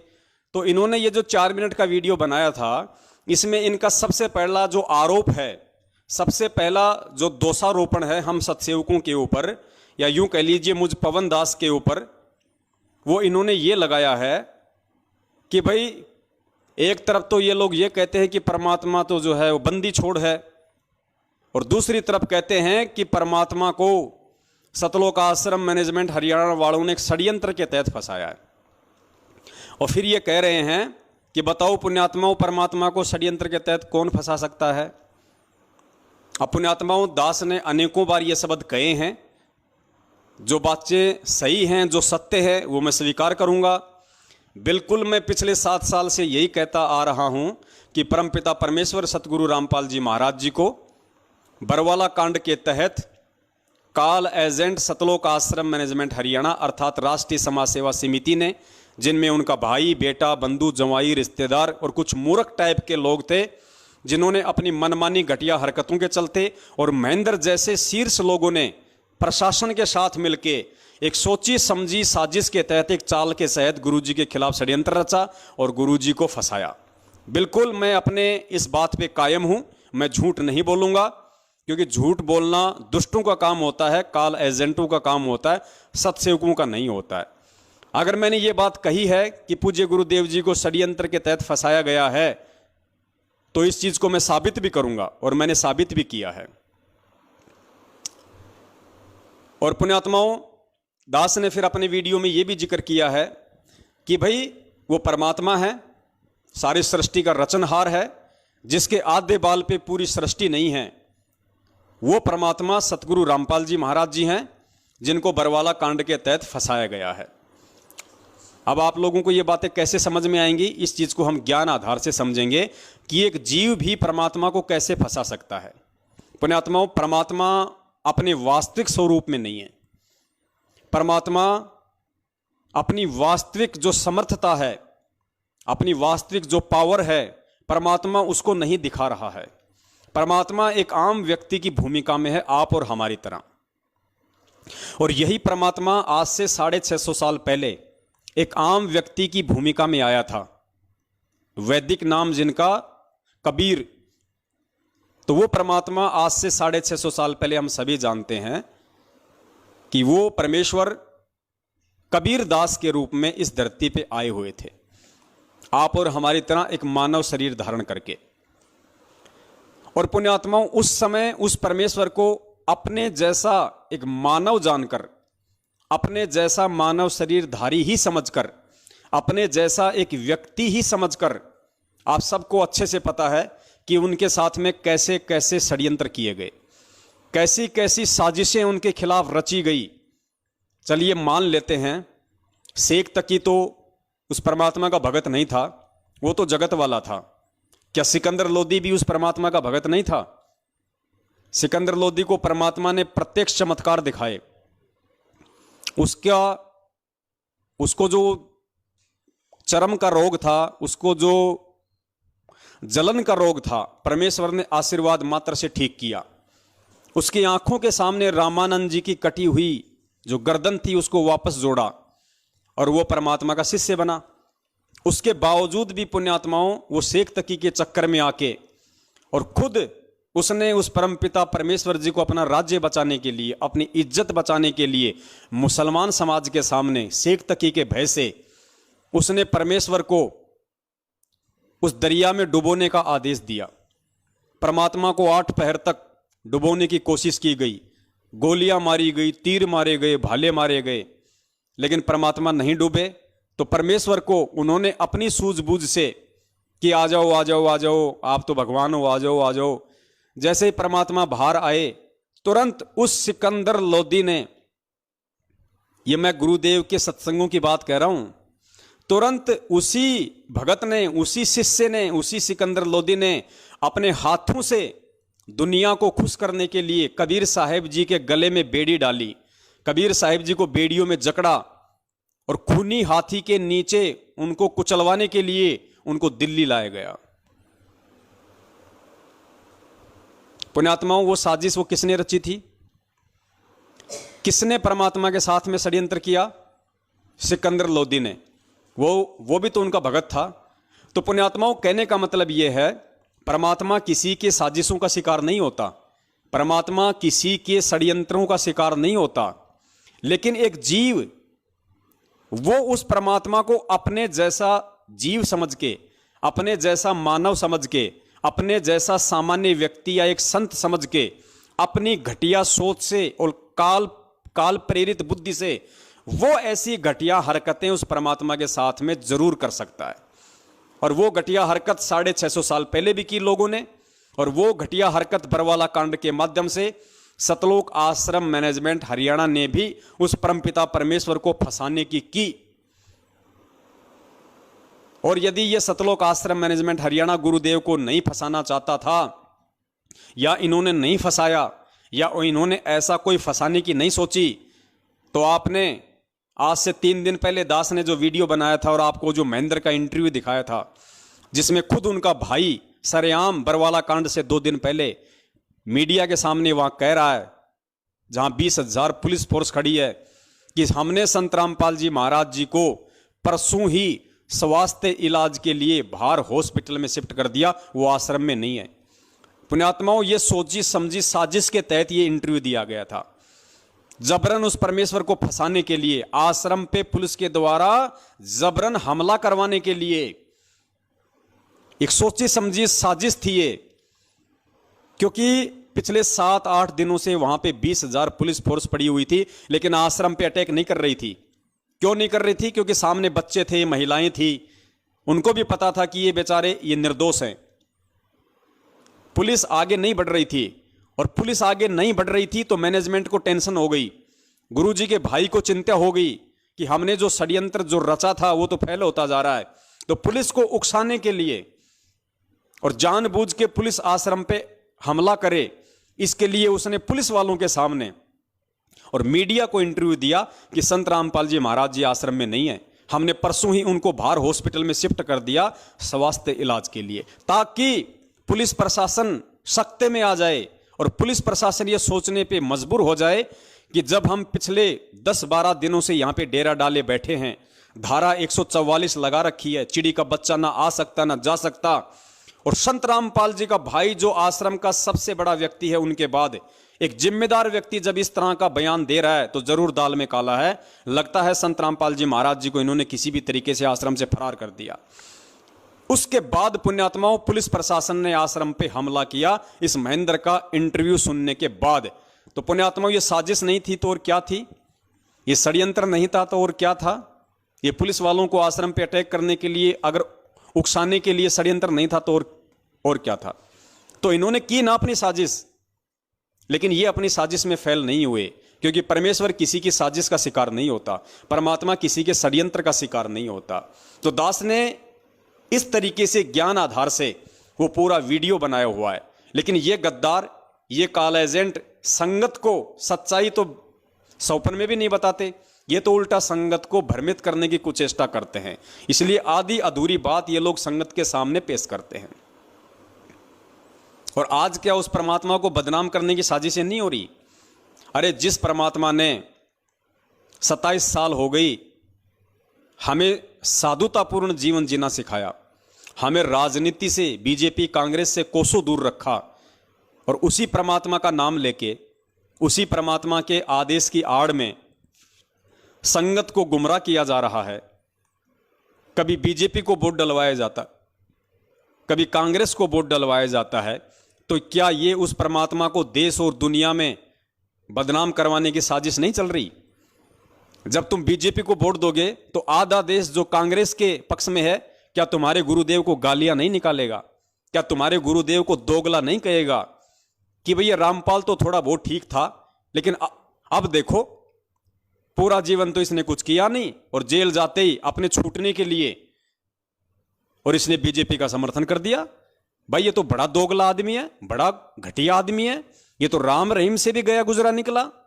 और 6 महीने बाद तुम बीजेपी छोड़ के फिर तुम कांग्रेस की चप्पल चाटते हो। फिर वो आधा देश जो बीजेपी के समर्थन में, फिर वो गुरुजी को गालियां निकालता है कि भाई रामपाल तो वास्तव में दोगला आदमी है, 6 महीने पहले तो हमारे साथ में था, अब कांग्रेस की तरफ चला गया। तो पुण्यात्माओं, क्या ये उस परमात्मा को देश और दुनिया में बदनाम करने की साजिश नहीं चल रही? तो दास ने कौन सा ये गलत कह दिया कि परमपिता परमेश्वर जी के साथ में साजिशें रच रहा है सतलोक आश्रम मैनेजमेंट हरियाणा, और एक सोची समझी साजिश के तहत उनको बरवाला कांड के तहत उनको जेल करवाई गई। और दास तो यहां तक कहेगा कि परमपिता परमेश्वर जी को अपने जैसा एक आम व्यक्ति समझ के इस महेंद्र भगोड़े ने उनको आश्रम में ही जान से मारने की भी पूरी कोशिश की थी। पूरी प्लानिंग थी कि संत रामपाल जी को आश्रम में ही जान से खत्म कर दिया जाए। लेकिन ये एक बहुत बड़ा रहस्य है, बहुत गहरी घटना है। दास इसका जिक्र पहले कर चुका है। इन्होंने पूरी साजिश रची और मारने के लिए अंदर भी चले गए यही लोग, लेकिन परमात्मा इनको मिला नहीं। परमेश्वर छुप गया। छुप गया मतलब अंतर ध्यान हो गया परमात्मा। वो तो सौद स्वरूपी राम है, कोई हाड़ मास का थोड़ी है। तभी तो परमेश्वर ने अखबार में कहा था कि मैं छुप गया तो बच गया, वरना ये लोग मुझे जान से मारना चाहते थे। परमेश्वर का शब्द झूठ नहीं हो सकता। इन लोगों ने पूरी मारने की कोशिश की थी। और ये दास उस समय वहीं था बरवाला आश्रम में। दास 20 दिन तक वहीं था। बरवाला कांड से 5-10 दिन पहले चला गया था, और बरवाला कांड के दूसरे दिन दास वहां से आया है। आश्रम में ये अफवाह फैला दी गई थी इन काल एजेंटों के द्वारा कि गुरुजी तो 5 तत्व का शरीर छोड़ के सतलोक चले गए। पूरी संगत बेचारी रो रही थी कि भाई गुरुजी ने शरीर छोड़ दिया, गुरुजी ने शरीर छोड़ दिया। मतलब इनकी प्लानिंग थी इनकी पहले इन्होंने अफवाह उड़ाई कि गुरुजी अपना 5 तत्व का शरीर छोड़ के सतलोक चले गए ताकि वो इल्जाम हरियाणा पुलिस प्रशासन पे आ जाए। और फिर इन्होंने गुरुजी को जान से मारने के लिए अपने जैसा इंसान समझ के, अपने जैसा एक व्यक्ति समझ के, एक साधारण मानव समझ के फिर ये लोग गुरुदेव को अंदर जान से मारने के लिए गए। लेकिन परमात्मा अंतर्ध्यान हो गए। इन्होंने ढूंढा लेकिन परमेश्वर नहीं मिला इनको। फिर इन्होंने कहा कि गुरुजी तो अपना 5 तत्वों का शरीर छोड़ के सतलोक चले गए। मतलब फिर इन्होंने सोचा कि अब क्या करें, अब तो कोई चारा नहीं है अपने पास में। तो ऐसे घटिया, ऐसे निकम्मे लोग हैं पुण्यात्माओं ये, और इन लोगों की तो शकल देखना भी महापाप है और तुम इनके ऊपर फिदा हो रहे हो। ऐसे लोगों के विषय में परमात्मा कहते हैं कि पापी प्रभात ना भेटो। पापी यानी दुष्ट प्रवृत्ति का लोग, उसको तो सुबह सुबह, प्रभात यानी सुबह का समय, कि ऐसे लोगों की तो सुबह सुबह दर्शन भी नहीं होने चाहिए। पापी प्रभात ना भेटो, मुख देखे पाप लगे जिसका, और 9 मास गर्भ त्रास दई, धिक्कार जन्म उसकी मां का। और अब आपको बताते हैं पुण्यात्माओं, इस पवन दास ने तो चलो फिर भी ज्ञान आधार से ये बातें कही कि परमपिता परमेश्वर के प्रति साजिशें रची इन लोगों ने। और ये कहते हैं कि पवन दास कह रहा है, मतलब मेरे ऊपर दोषारोपण लगा रहे हैं ये लोग कि देखो ये पवन दास कह रहा है कि गुरुजी को षड्यंत्र के तहत फंसा दिया गया, जबकि वो परमात्मा है। अरे पवन दास नहीं कह रहा, गधो, तुम्हारे में से जो तुम्हारे जो बड़े गधे हैं, जो मैनेजमेंट के मुख्य जो सांड हैं, जो गेंडे हैं, वो कह रहे हैं। तो जरा उनके ऊपर भी वीडियो बनाओ। अगर तुम्हारी माँ ने तुम्हारे को दूध पिलाया है और अगर तुम एक बाप की औलाद हो, जिस भी व्यक्ति ने ये वीडियो बनाया है सतलोक आश्रम मैनेजमेंट हरियाणा वाले ने, अगर वो एक बाप की औलाद है और यदि मुझ पवन दास के ऊपर उसने वीडियो बनाने की हिम्मत की है, तो मध्य प्रदेश के स्टेट कोऑर्डिनेटर गेंडा स्वामी लठबाज विष्णु साहू के ऊपर भी वीडियो बनाओ, उस तेली के ऊपर भी वीडियो बनाओ। क्योंकि अब जो आप आगे सुनेंगे, मीडिया को इंटरव्यू देते हुए वो विष्णु तेली खुद कह रहा है कि हरियाणा सरकार ने हमारे गुरुजी को एक सोची समझी षड्यंत्र के तहत जेल में डाल दिया। सुनो इनके गेंडा स्वामी का इंटरव्यू, मध्य प्रदेश के स्टेट कोऑर्डिनेटर विष्णु साहू का। और पुण्यात्माओं फिर सवाल करना इन लोगों से जिन्होंने ये वीडियो देखा है कि भैया तुम तो पवन दास पे आरोप लगा रहे थे, उसने तो ज्ञान आधार से इस बात का स्पष्टीकरण दे दिया है, लेकिन ये जो तुम्हारा जो ये गेंडा स्वामी है, अब इसका क्या जवाब है? अब इसकी शिकायत नहीं लगाओगे? अब ये गुरुद्रोही नहीं होगा? सुनिए इस गेंडा स्वामी का इंटरव्यू। रामपाल जी महाराज जी करा सकते हैं और वही बंदी छोड़ है, इसलिए हम सभी भगत उनका बंदी छोड़ सदगुरु रामपाल जी महाराज के नाम से जयकारा लगाते हैं। दूसरी तरफ ये गुरुद्रोही कह रहे हैं कि सदगुरुदेव जी को षड्यंत्र के तहत फंसा दिया गया। सतगुरुदेव जी को षड्यंत्र के तहत फंसा दिया गया। सुनिए विष्णु साहू का इंटरव्यू।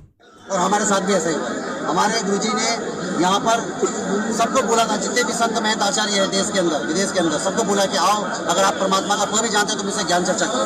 हमारे सदगुरुदेव जी का खुलासा किया, शास्त्र में बताया कि देखो यहाँ पर परमात्मा ऐसे मिलेगा, इस विधि से मिलेगा, और आप लोग जो कर रहे हो गलत साधना कर रहे हो, आओ मुझसे शास्त्र करो। कोई भी गुरुजी शास्त्र करने को तैयार नहीं हुआ और उनकी दुकान बंद होते नजर आने लगी। सारे जितने भी संत महंत के अनुयायी थे वो उनको छोड़कर हमारे गुरु से नाम दीक्षा लेने लगे। तो उन्होंने एक षड्यंत्र बनाकर एक सोची समझी साजिश के तहत हरियाणा सरकार के साथ मिलकर हमारे गुरुजी को षड्यंत्र के तहत जेल में डाल दिया गया। मगर एक बार फिर से सुनना पुण्यात्माओं, विष्णु साहू कह रहा है कि हमारे गुरुजी को इन नकली संतों ने हरियाणा सरकार के साथ मिलकर एक सोची समझी साजिश के तहत, एक षड्यंत्र के तहत जेल में डाल दिया गया। ध्यान से सुनना। फिर भी हम बोले कि परमात्मा है, परमात्मा में लीला करते हैं, और हम ये आपको गारंटी के साथ बोल सकते हैं कि हमारे सदगुरु जी आने वाले 5 से 6 महीने में जेल से बाहर आ जाएंगे और न्याय तो दास अपनी घर उसे शासन कर। कोई भी गुरुजी शासन करने को तैयार नहीं हुआ और उनकी दुकान बंद होते नजर आने लगी। सारे जितने भी संत महंत के अनुयायी थे वो उनको छोड़कर हमारे गुरु से नाम दीक्षा लेने लगे। तो उन्होंने एक षड्यंत्र बनाकर एक सोची समझी साजिश के तहत हरियाणा सरकार के साथ मिलकर हमारे गुरुजी को षड्यंत्र के तहत जेल में डाल दिया गया। मगर फिर भी हम बोले कि परमात्मा है, परमात्मा में लीला करते हैं, और हम ये आपको गारंटी के साथ बोल सकते हैं कि हमारे सदगुरु जी आने वाले 5 से 6 महीने में जेल से बाहर आ जाएंगे और न्याय तो दास अपनी गर्दन कटवा देंगे। तो पुण्यात्माओं, दास ने तो अपना स्पष्टीकरण ज्ञान आधार से आपको दे दिया है जो इन लोगों ने छुपाया और आप लोगों को सच्चाई नहीं बताई, और उल्टा मुझ दास पे एक छोटा सा दोष लगा दिया कि ये पवन दास तो गुरुजी को परमात्मा नहीं मानता और कह रहा है कि परमात्मा को षड्यंत्र के तहत फंसा दिया। अब ये विष्णु साहू, ये गेंडा स्वामी, मध्य प्रदेश का स्टेट कोऑर्डिनेटर, गाड़ीबाज, लठबाज विष्णु तेली, अब इससे जवाब लेने की हिम्मत क्या ये वीडियो बनाने वाला करेगा? क्या इस सतलोक आश्रम मैनेजमेंट हरियाणा वालों की माताओं ने उनको इतना दूध पिलाया है जो इस 140 किलो के गेंडा स्वामी से सवाल कर सके? करेंगे ये लोग सवाल? जिंदगी में नहीं करेंगे। ये कॉल एजेंट हैं भाई, आपस में मिलके अपनी दुकान चला रहे हैं, अपना धंधा चला रहे हैं। इनकी प्रार्थनाएं कहीं नहीं जाती, ये गुरुद्रोही नहीं होते। यहाँ तो जैसे हमारे पूज्य गुरुदेव जी कहते हैं कि निरंजन धन तेरा दरबार, यहाँ तनिक न न्याय विचार, झूठों को तो साचा बतावे, ओ साचों को तो झूठा बतावे, झूठों का एतबार, निरंजन धन तेरा दरबार। तो पुण्यात्माओं, पवन दास अगर गाली खाए तो गुरुद्रोही, और इनका वर्ल्ड कोऑर्डिनेटर देशराज अगर मुंह में मूतने की गाली दे तो वो गुरुमुखी।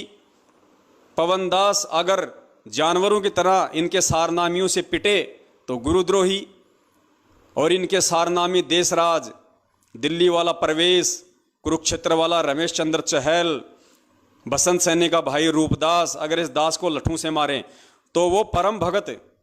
तो पुण्यात्माओं, ये काल भगवान का लोक है, यहां पे ऐसा ही होता है। गुरुजी कहते हैं ना कि मालिक की वाणी है कि वैश्या ओढ़े मूल मूल खासा और गल मोतियों के हार, और पतिव्रता को मिले न खादी सूखा निरस आहार, निरंजन धन तेरा दरबार। पुण्यात्माओं, ये काल भगवान का लोक है। जब हमारे सतवादी परमात्मा को इन नालायकों ने अपनी साजिशों के तहत, अपने षड्यंत्रों के तहत, अपनी सोची समझी और घटिया मनवस हरकतों के तहत, अपनी अय्यासियों के तहत बरवाला कांड करवा के ऐसे ऐसे घटिया आचरणों से आज ये उनको देश और दुनिया में बदनाम कर रहे हैं। तो पुण्यात्माओं, ये आप और हमें कहाँ छोड़ने वाले हैं? इन्होंने उस परम संत को तो देशद्रोही घोषित करवा दिया और इस 2 कौड़ी के जीव पवन दास को गुरुद्रोही घोषित करवा दिया, ताकि संगत में आराम से अपना धार्मिक धंधा कर सके, कोई बोलने वाला ही ना बचे। लेकिन शायद इसको पता नहीं कि ना तो कभी वो परम संत टूटता है ना झुकता है। वो जिस मकसद को लेके इस पृथ्वी पे प्रकट होता है उसको पूरा करके जाता है। कोई माई का बाप इसी किस ब्रह्मांड में उसको रोकने वाला नहीं है। और जिस अपने बच्चे के सिर पे वो परम संत हाथ रख दे, फिर उस बच्चे को कोई माई का लोल संगत में रोकने वाला नहीं है। आगे चलिए पुण्यात्माओं, इनकी इसी वीडियो में अगली दूसरी उआबाई। कबीर सागर दास सत ग्रंथ साहिब में दिए गए प्रमाण के आधार पर जो हमें काल के लोक से, इस काल के बंधन से छुड़वाने के लिए आए हो, जो वास्तव में बंदी छोड़ हो, उनको कौन बांध सकता है? आगे ये कह रहे हैं कि हम गुरुजी को बंदी छोड़ कहते हैं, जो बंधनों से छुड़वाने वाला है, और इस काल लोक से जो हमें छुड़वाने के लिए आया है उसको कौन बंधक बना सकता है?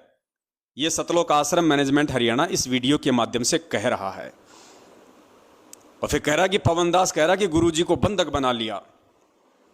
अरे पवन दास ने तो ज्ञान आधार से स्पष्ट कर दिया, लेकिन अभी एक और जो तुम्हारा बाप है गेंडा स्वामी के बाद, एक और तुम्हारा बाप वकील एस के गर्ग नरवाना, जो बरवाला कांड में तुम लोगों ने गुरुजी का वकील कर रखा था, चंडीगढ़ हाईकोर्ट का वकील, एपी सिंह से पहले वही वकील था, मेन मुख्य वकील एस के गर्ग नरवाना, वो तुम्हारा बाप, वो खुद कह रहा है।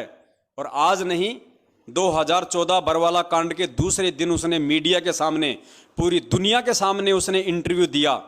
और इंटरव्यू में उसने क्या कहा? उसने कहा कि संत रामपाल जी महाराज जी को आश्रम में असामाजिक तत्वों के द्वारा बंधक बनाया हुआ था। वो तो हिसार जेल की तारीख पे आना चाहते थे, वो तो कोर्ट में आना चाहते थे, लेकिन कुछ असामाजिक लोगों ने उनको बंधक बना रखा था, वो तो बंधे हुए थे। उस तुम्हारे बाप से जाके सवाल करना कि नालायक इंसान, तूने कब आश्रम में आके देखा कि हमारे गुरुजी को किसी ने बंधक बना रखा था? अगर तुम्हें लगता है कि गुरुजी को कोई बंधक नहीं बना सकता तो अपने उस बाप से सवाल करो, फिर उससे पूछने की हिम्मत करो। सुनो उसका इंटरव्यू।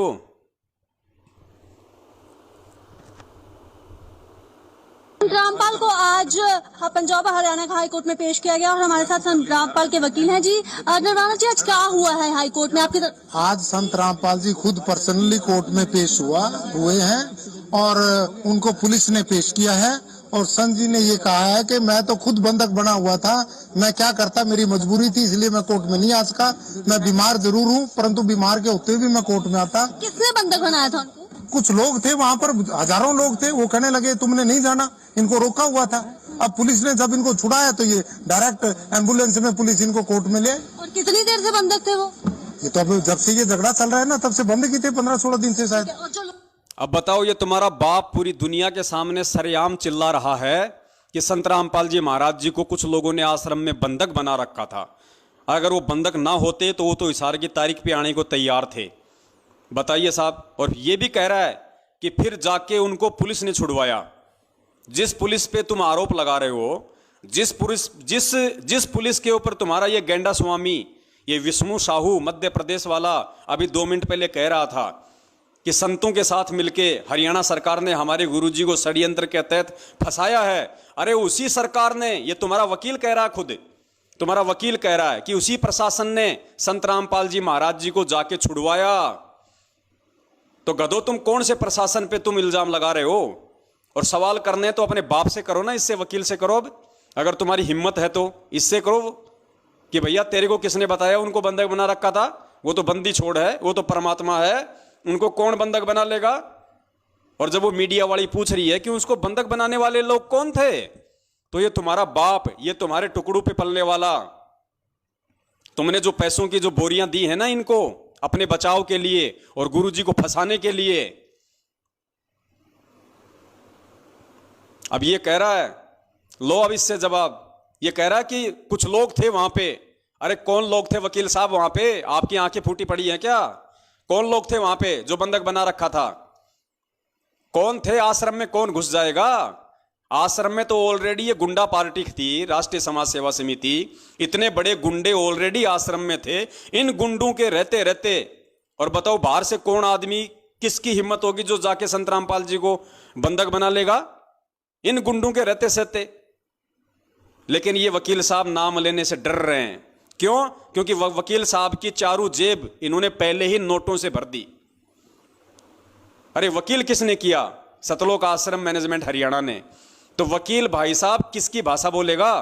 वकील किसका बचाव करेगा?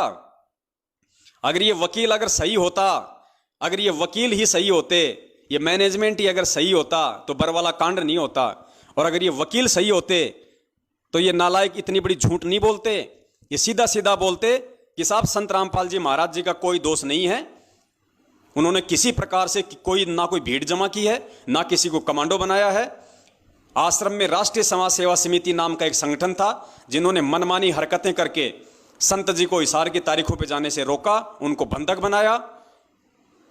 और जिसके बावजूद ये पुलिस का और भक्तों का झगड़ा हुआ जिसमें 5 भक्तों की मौत हुई, जिसका जिम्मेदार संत रामपाल जी महाराज नहीं बल्कि राष्ट्रीय समाज सेवा समिति नाम का गैर जिम्मेदार संगठन है। यह है असली दोषी। इन दोषियों को पकड़ा जाए, इन भगोड़ों को पकड़ा जाए जिनमें उनका भाई मुख्य है। अगर यह बात वो वकील अगर कोर्ट में बोलता तो कब से परमात्मा बाहर होते, आज कब से परमेश्वर बाहर होते। लेकिन ये क्यों बोलेगा भाई? वकील का काम तो पैसे खाने का होता है ना, ये तो इसका धंधा है। अरे डॉक्टर कभी चाहेगा कि दुनिया स्वस्थ हो जाए, और वकील कभी चाहेगा कि दुनिया के मुकदमे जो है सुलझ जाएं। वकील तो खाता ही पैसा इन मुकदमों के पीछे, तारीखों पे तारीखें दिलवा के, तारीखों पे तारीखें दिलवा के, उल्टे सीधे बयानबाजी करके मुकदमों को लंबा खींच के, यही तो कर रहे हैं पिछले 7 साल से ये वकील। ये वकील ही अगर ढंग के होते, वकील ही अगर इस सच्चे होते तो केस का कब का फैसला हो जाता।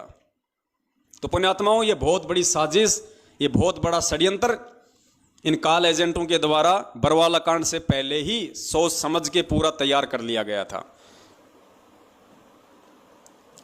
तो भाई अब इन वकीलों से करो सवाल कि बंदी छोड़ को बंधक किसने बना रखा था।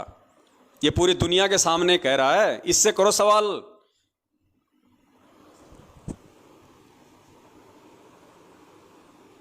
आगे चलिए पुण्यात्माओं, इनकी ओर हुआबाई।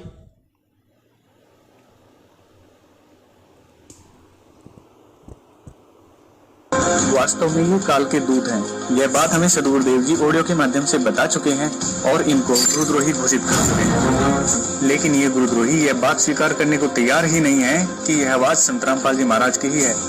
इसके लिए गुरु जी की आवाज की लेबोरेटरी में audio authentication and speaker identity report कराई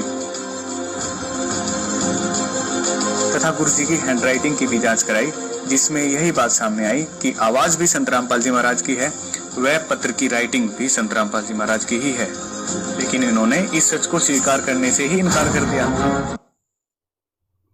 अपने आत्माओं ये कह रहे हैं कि जो हिसार जेल की जो ऑडियो बता के ये लोग संगत में डालते हैं, तो ये कह रहे हैं कि ये गुरुद्रोही अर्थात ये सत्सेवक अर्थात ये पवनदास कहता है कि ये ऑडियो गुरुजी की नहीं है, ये आवाज़ गुरुजी की नहीं है।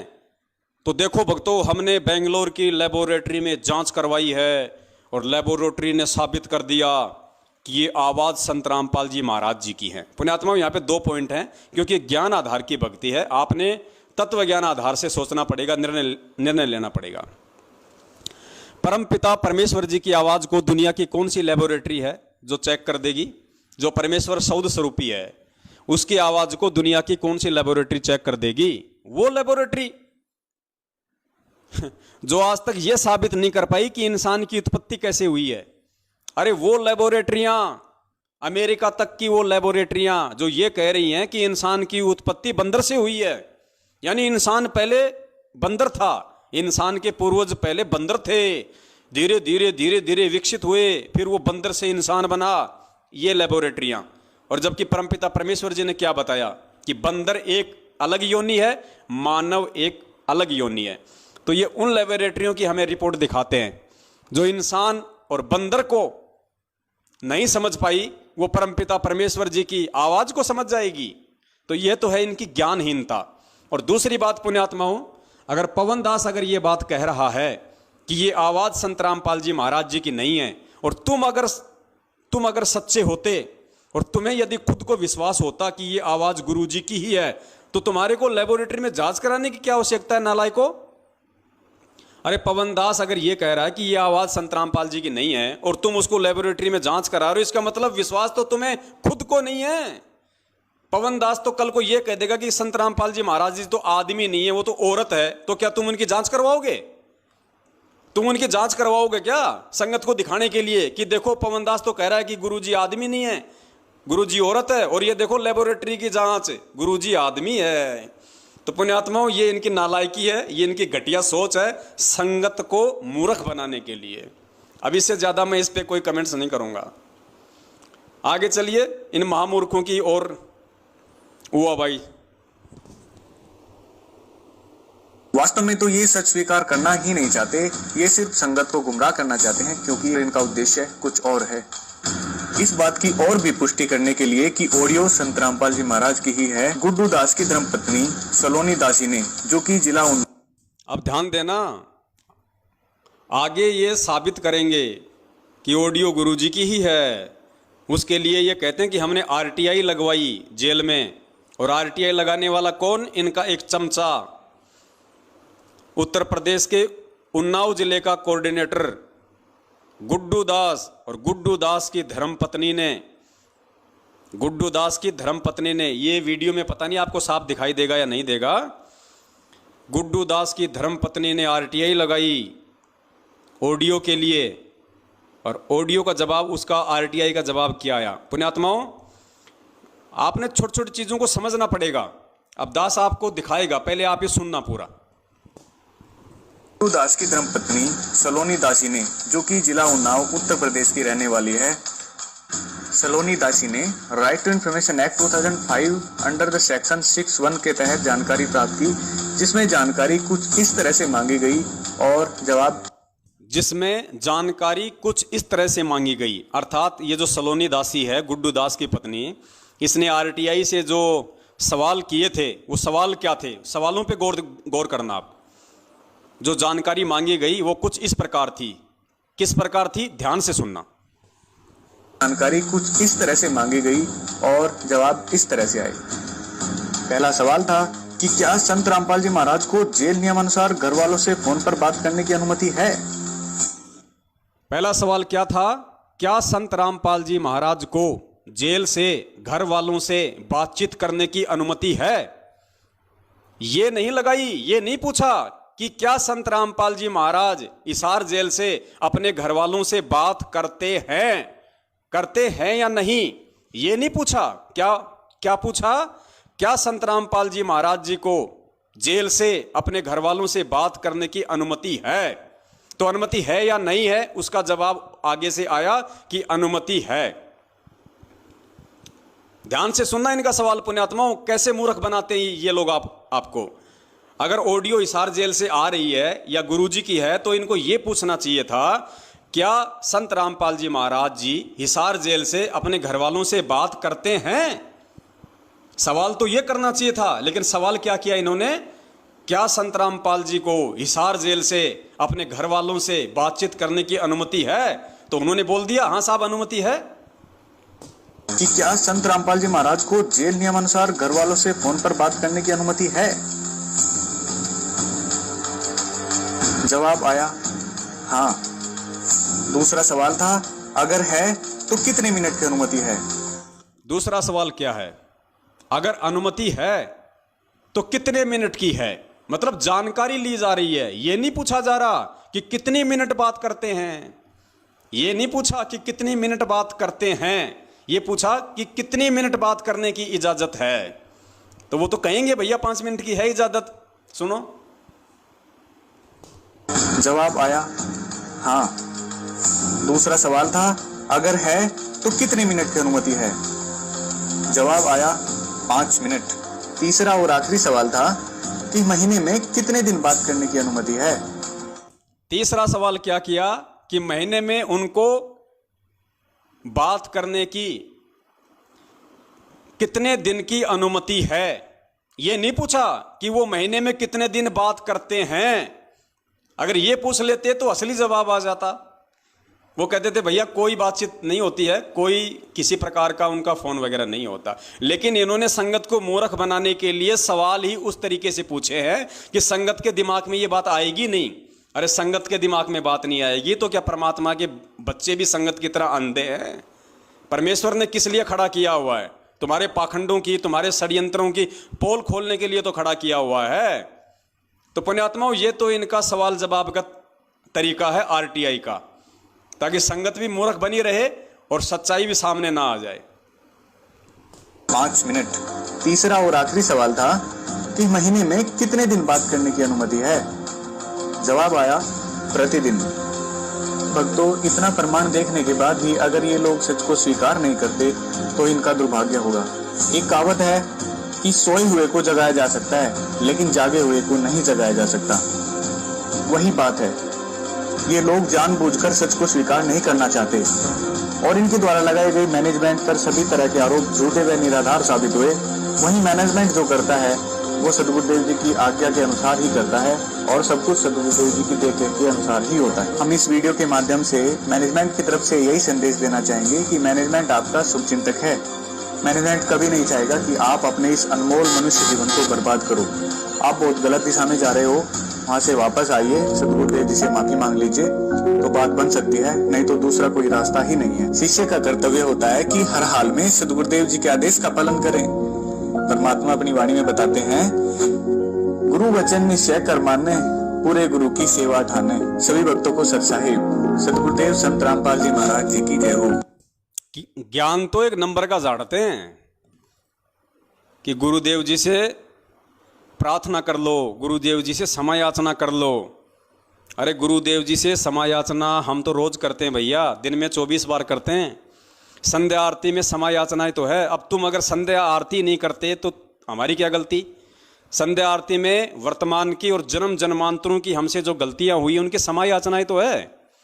तो हम सत्सेवक तो रोज करते हैं। जब संध्या आरती करते हैं, ध्यान से करते हैं, बैठ के करते हैं, तो हम तो रोज अपने परमपिता परमेश्वर जी से क्षमा याचना कर रहे हैं। अब तुम नहीं करते तो इसमें हमारी क्या गलती है? और अगर फिर भी अगर हमें क्षमा याचना मांगने की जरूरत है तो हम मांग लेंगे भैया, ऐसी कोई बड़ी बात नहीं है। अगर हम गलत हैं तो अपनी गलती स्वीकार करने को 100 बार तैयार हैं, लेकिन कम से कम एक बार एक बार भगत जी आपसे हाथ जोड़ के विनती है, वर्ल्ड कोऑर्डिनेटर देशराज को भी जरा थोड़ा सा ये संदेशा भिजवाइए कि भगत जी आपने जो भक्तों के मुंह में मूतने वाली बात कही है, भक्तों की बेटियों को कोठे पे बैठाने वाली जो बात कही है, आप भी जरा उसके लिए गुरुदेव जी से माफी मांग लीजिए। वो तेरा बाप अगर तेरे सिर पे अगर बंदूक तान के खड़ा ना हो जाए, आप अगर उसको ये कहोगे ना कि देशराज भगत जी आपने वो मुंह में मूतने वाली बात जो पवन दास को कही थी, आपको गुरुदेव जी से माफी मांगनी चाहिए। वो मेरे सासू के मेरे ससुरे के मैं तना मंगाऊं तना मैं माफी इधर 2 मिनट में तुम्हारा किया दरा कर देगा। उसके बाद में सुरेश दास धनाने वाला, गुरुजी के सगे चाचे का लड़का, जिसने मुझ पवन दास को कैसी कैसी माँ की गालियां दी, उससे कहिए थोड़ा सा कि सुरेश भगत जी आपने जो पवन दास को माँ बहन की गालियां दी है, आप उसके लिए थोड़ा गुरुजी से क्षमा याचना कर लीजिए। तो वो क्या कहेगा पता है? पिटेगा के तारू तेरा जाम जानता को नहीं मने जाम तारू तेरा, माफी मांग ले, क्यों कर माफी मांगो। तो उसके बाद में पुण्यात्माओं और कौन कौन है महापुरुष? हाँ, गेंडा स्वामी मध्य प्रदेश का स्टेट कोऑर्डिनेटर, 125 किलो वजनी, उसको कहिए कि विष्णु भगत जी आपने जो सन 2016 में जब पवन दास वहाँ पे लोगों को सच्चाई बताने के लिए गया और आप अपनी पूरी गुंडा टीम को लेके उसके पर धावा बोल देते हैं, उसको लठों से मारते हैं, आप गुरुजी से क्षमा याचना कर लीजिए। तो वो क्या कहेगा? वो क्या कहेगा फिर? वो तो उसके सामने जाएगा तभी पता चलेगा वो क्या कहेगा। वो 5.5 किलो का हाथ जब तेरे ऊपर पड़ेगा ना मेरी तरह, जब तेरे समझ में आएगा उसको माफी मांगने के लिए बोलना चाहिए था कि नहीं बोलना चाहिए था। और एक वो अमित महेंद्र भगोड़े का सुपुत्र जो पवन दास को माँ बहन की गालियां देता है, उसको बोलो कि अमित भगत जी आप भी जरा गुरुजी से माफी मांग लो। वो कहेगा मेरी सासू के तेरी नाशान तोड़ूंगा, मेरी सासू के तेरी नाशान तोड़ूंगा। तब आपको पता चलेगा भगत जी माफी मांगना क्या होता है। और सत्सेवकों को चाहे गाड़ी निकाल दो, चाहे सत्सेवकों के तुम चाहे लठ मार दो, चाहे सत्सेवकों को कुछ भी बोल दो, बेचारे सुन लेते हैं, गाय हैं बेचारे परमात्मा की। क्या करें भाई, हमें परमेश्वर ने बांध रखा है अपने ज्ञान रूपी जंजीरों में। लेकिन ये तो खुले सांड हैं, इनको बोल के देखना कभी। और भी बहुत सारे लोग हैं, कितनों के नाम गिनाएं। तो पुण्यात्माओं, और एक वो झांसी की रानी, जोधपुर की रानी, राजस्थान के स्टेट कोऑर्डिनेटर प्रकाश माली की धर्मपत्नी अनु देवी, उसको भी बोलो कि बहन जी आपने जो 450 किलोमीटर दूर जो मुकेश भगत जी जयपुर वाले बैठे हुए थे और आपसे बात कर रहे थे और आप सारनाम प्राप्त करके अपने भाई के ऊपर ये झूठा इल्जाम लगा रही है कि मैं पुलिस में तेरी कंप्लेंट कर दूंगी कि तू मुझे घर पे आके छेड़ता है, पड़ोसियों से मैं तेरी गवाही दिलवा दूंगी। तो बहन जी आप भी गुरुजी से क्षमा याचना कर लो। वो क्या कहेगी? हैं? वो क्या कहेगी? सुन ले, एक बार बोलती हूं, दोबारा मैं बोलती नहीं, और अब की बार अगर मैंने फोन किया तो ध्यान रखना, पुलिस में कंप्लेंट कर दूंगी कि ये मेरे को घर पे आके छेड़ता है, और मोहल्ले वालों से गवाही और दिलवा दूंगी। ना घर के रहोगे ना घाट के धोबी के कुत्ते बना के छोड़ देगी वो। तो पहले इनसे कोशिश करो भाई, जरा इनसे बोलो पहले। ये तो बहुत बड़े बड़े महापुरुष हैं, तुम्हारी बातों को थोड़ा ना टालेंगे। पहले इनसे कोशिश करो कि ये परमात्मा से माफी मांग लें। ये मांग लेंगे तो फिर हम तो बहुत छोटे से जीव हैं, हम तो फिर इनसे ही माफी मांग लेंगे। गुरुदेव तो बहुत दूर की बात है, हम तो इन महान पुरुषों से और इन महारानियों से ही माफी मांग के अपना काम चला लेंगे। तो पुण्यात्माओं, ये है इन लोगों का घटिया चरित्र, इनका दोगला चरित्र। यानी कहने का मतलब ये है पुण्यात्माओं, ये जो साध संगति का जो प्रोग्राम बंदी छोड़ सतगुरु रामपाल जी महाराज जी के आशीर्वाद से चल रहा है, ये पुण्यात्माओं इसका मकसद एक ही है। वो परमात्मा ये समझाना चाहता है कि नालायकों, अगर तुम मेरे ज्ञान से नहीं समझ पाए, कम से कम तुम मेरे सत्संगों से नहीं समझ पाए, अरे कम से कम इस साध संगति के माध्यम से तुम्हारी आंखों के सामने जो प्रमाण दिखाए जा रहे हैं, जो सबूत दिखाए जा रहे, कम से कम इनसे तो अब तुम समझो। और अब भी नहीं समझोगे तो क्या होगा फिर? 84 लाख योनियां हैं, फिर ना कोई समझने लायक रहोगे और ना तुम्हें कोई समझाने वाला रहेगा। ऐसी स्थिति में लाके काल भगवान खड़ा कर देगा, ना घर का ना घाट का धोबी का कुत्ता बना के छोड़ देगा। तो पुण्यात्माओं, ये बहुत ही गहन चिंतन की बातें हैं और परमेश्वर ने एक बहुत ही अच्छा मौका दिया है भगत समाज को अपनी गलतियां सुधार करने का।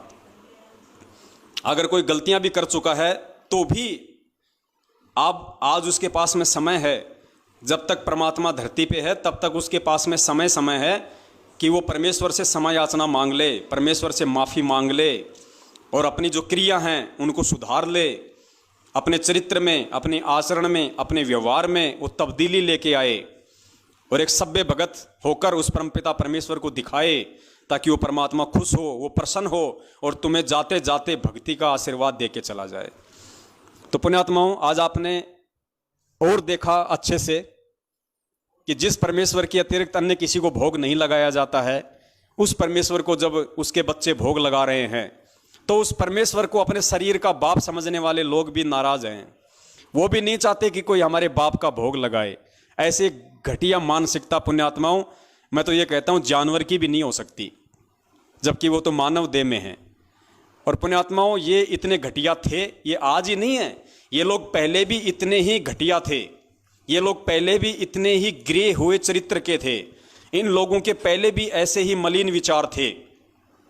इसका सबसे बड़ा आपको देते हैं प्रमाण, 2008 का ये सत्संग है परमपिता परमेश्वर सतगुरु रामपाल जी महाराज जी का। इस 2008 के सत्संग में गुरुदेव जी ने स्पष्ट कहा है, सार्वजनिक तौर पे, किसी दो व्यक्तियों के बीच में नहीं कहा, पूरी संगत को परमात्मा ने आदेशित किया, पूरी संगत को परमेश्वर ने हकीकत बताई कि उनके जो बेटा बेटी हैं उनका कैसा व्यवहार है, उनके कैसा उनका चाल चलन है। खुद गुरुजी कह रहे हैं, और गुरुजी उनको 1995 में ही त्याग चुके हैं। गुरुजी उस कलयुगी परिवार को 1995 में ही त्याग चुके हैं और 2013 में गुरुजी ने अपने डॉक्यूमेंट्स में, अपने राशन कार्ड में भी सभी परिवार वालों को बाहर निकाल फेंका।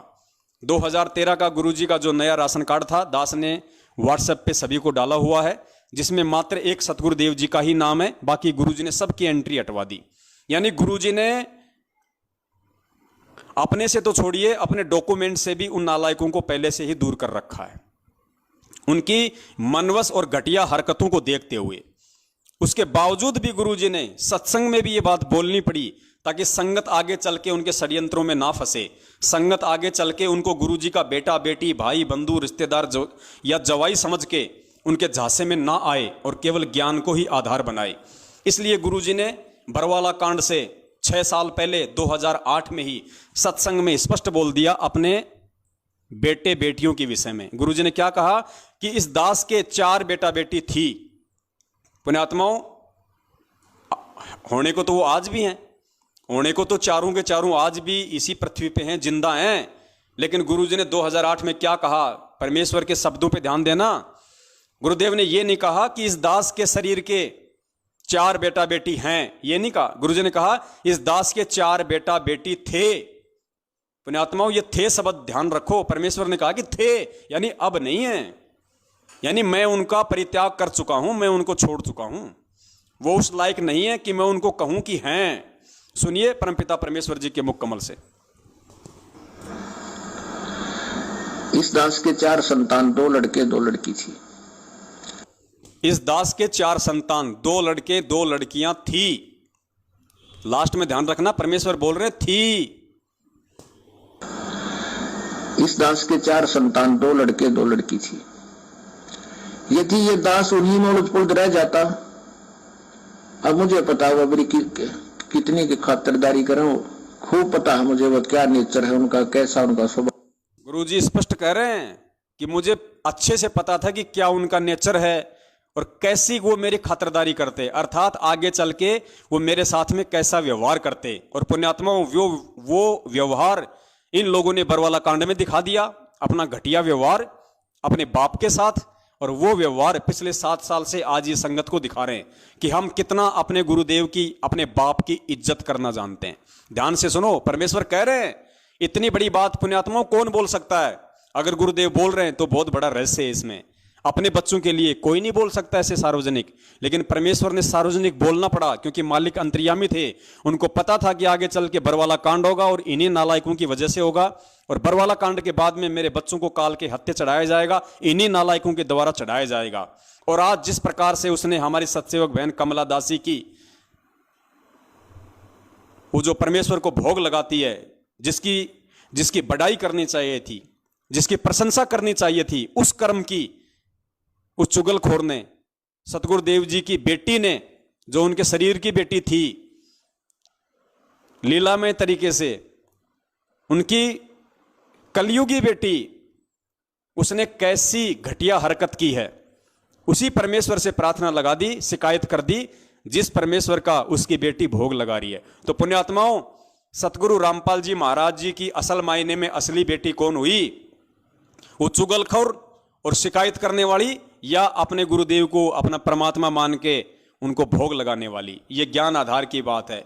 ये भी नहीं समझोगे तो जिंदगी में नहीं समझ पाओगे फिर। तो सुनो, पूज्य गुरुदेव जी खुद कह रहे हैं उसी मंजू के लिए और उसी अपने बेटों के लिए कि इस दास के 4 संतान थी, 2 लड़के 2 लड़की, और दास को अच्छे से पता है कि वो मेरी कैसी खातिरदारी करते, क्या उनका नेचर है, क्या उनका व्यवहार है। ध्यान से सुनो। इस दास के 4 संतान, 2 लड़के 2 लड़की थी। यदि ये दास उन्हीं में उलझ पुलझ रह जाता, अब मुझे पता हुआ मेरी कितनी की खातिरदारी करें, खूब पता है मुझे वह क्या नेचर है उनका, कैसा उनका स्वभाव और क्या करते।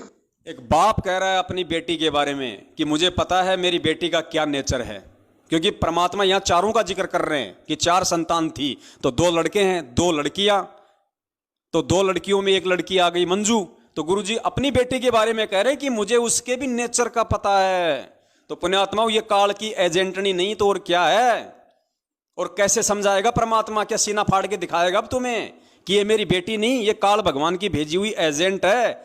जैसे धर्मदास जी के परिवार में काल ने मृत्यु अंध नाम का दूत भेज दिया था उसके पुत्र नारायण दास के रूप में, ऐसे ही ये जो मंजू है ये काल की एजेंटनी है, एजेंटनी। 4 संतान परमात्मा की काल के एजेंट हैं, उनका भाई, उनके रिश्तेदार। पुण्यात्माओं, परमात्मा इससे ज्यादा और क्या बताएगा? यदि ये दास उन्हीं में उलझ पुलझ रह जाता, अब मुझे पता हुआ मेरी कितनी की खातिरदारी करें, खूब पता है मुझे वह क्या नेचर है उनका, कैसा उनका स्वभाव और क्या करते। अब परमात्मा के चरणों में आया हूं, मेरे लाखों चेले बेटा बेटी हो गए। अब एक को कहता हूं बस जल जाना, 10 खड़े हो जाते हैं। पुण्यात्मा, विचार करना, गुरुजी जिन्हें हम उनके संतान कहते हैं, उनके लिए तो परमात्मा क्या कह रहे हैं कि इस दास के 4 बेटा बेटी थे, और संगत के लिए क्या कह रहे हैं परमात्मा कि अब इस दास के लाखों बेटा बेटी हैं। यानी आप और हमें, हम जो नाद वाले हैं, हम जो वचन के उनके पुत्र और पुत्रियां हैं, उनको परमेश्वर कह रहे हैं कि वो मेरे बेटा बेटी हैं। और जो मंजू, अंजू, नरेंद्र, बीरेंद्र, क्या क्या नाम है उनका नालायकों का, मनोज और बीरेंद्र, उनके लिए परमात्मा कहते हैं कि वो थे, अब नहीं है, अब उनको काल ने हर लिया, अब वो काल के बेटा बेटी हैं, मेरे नहीं हैं।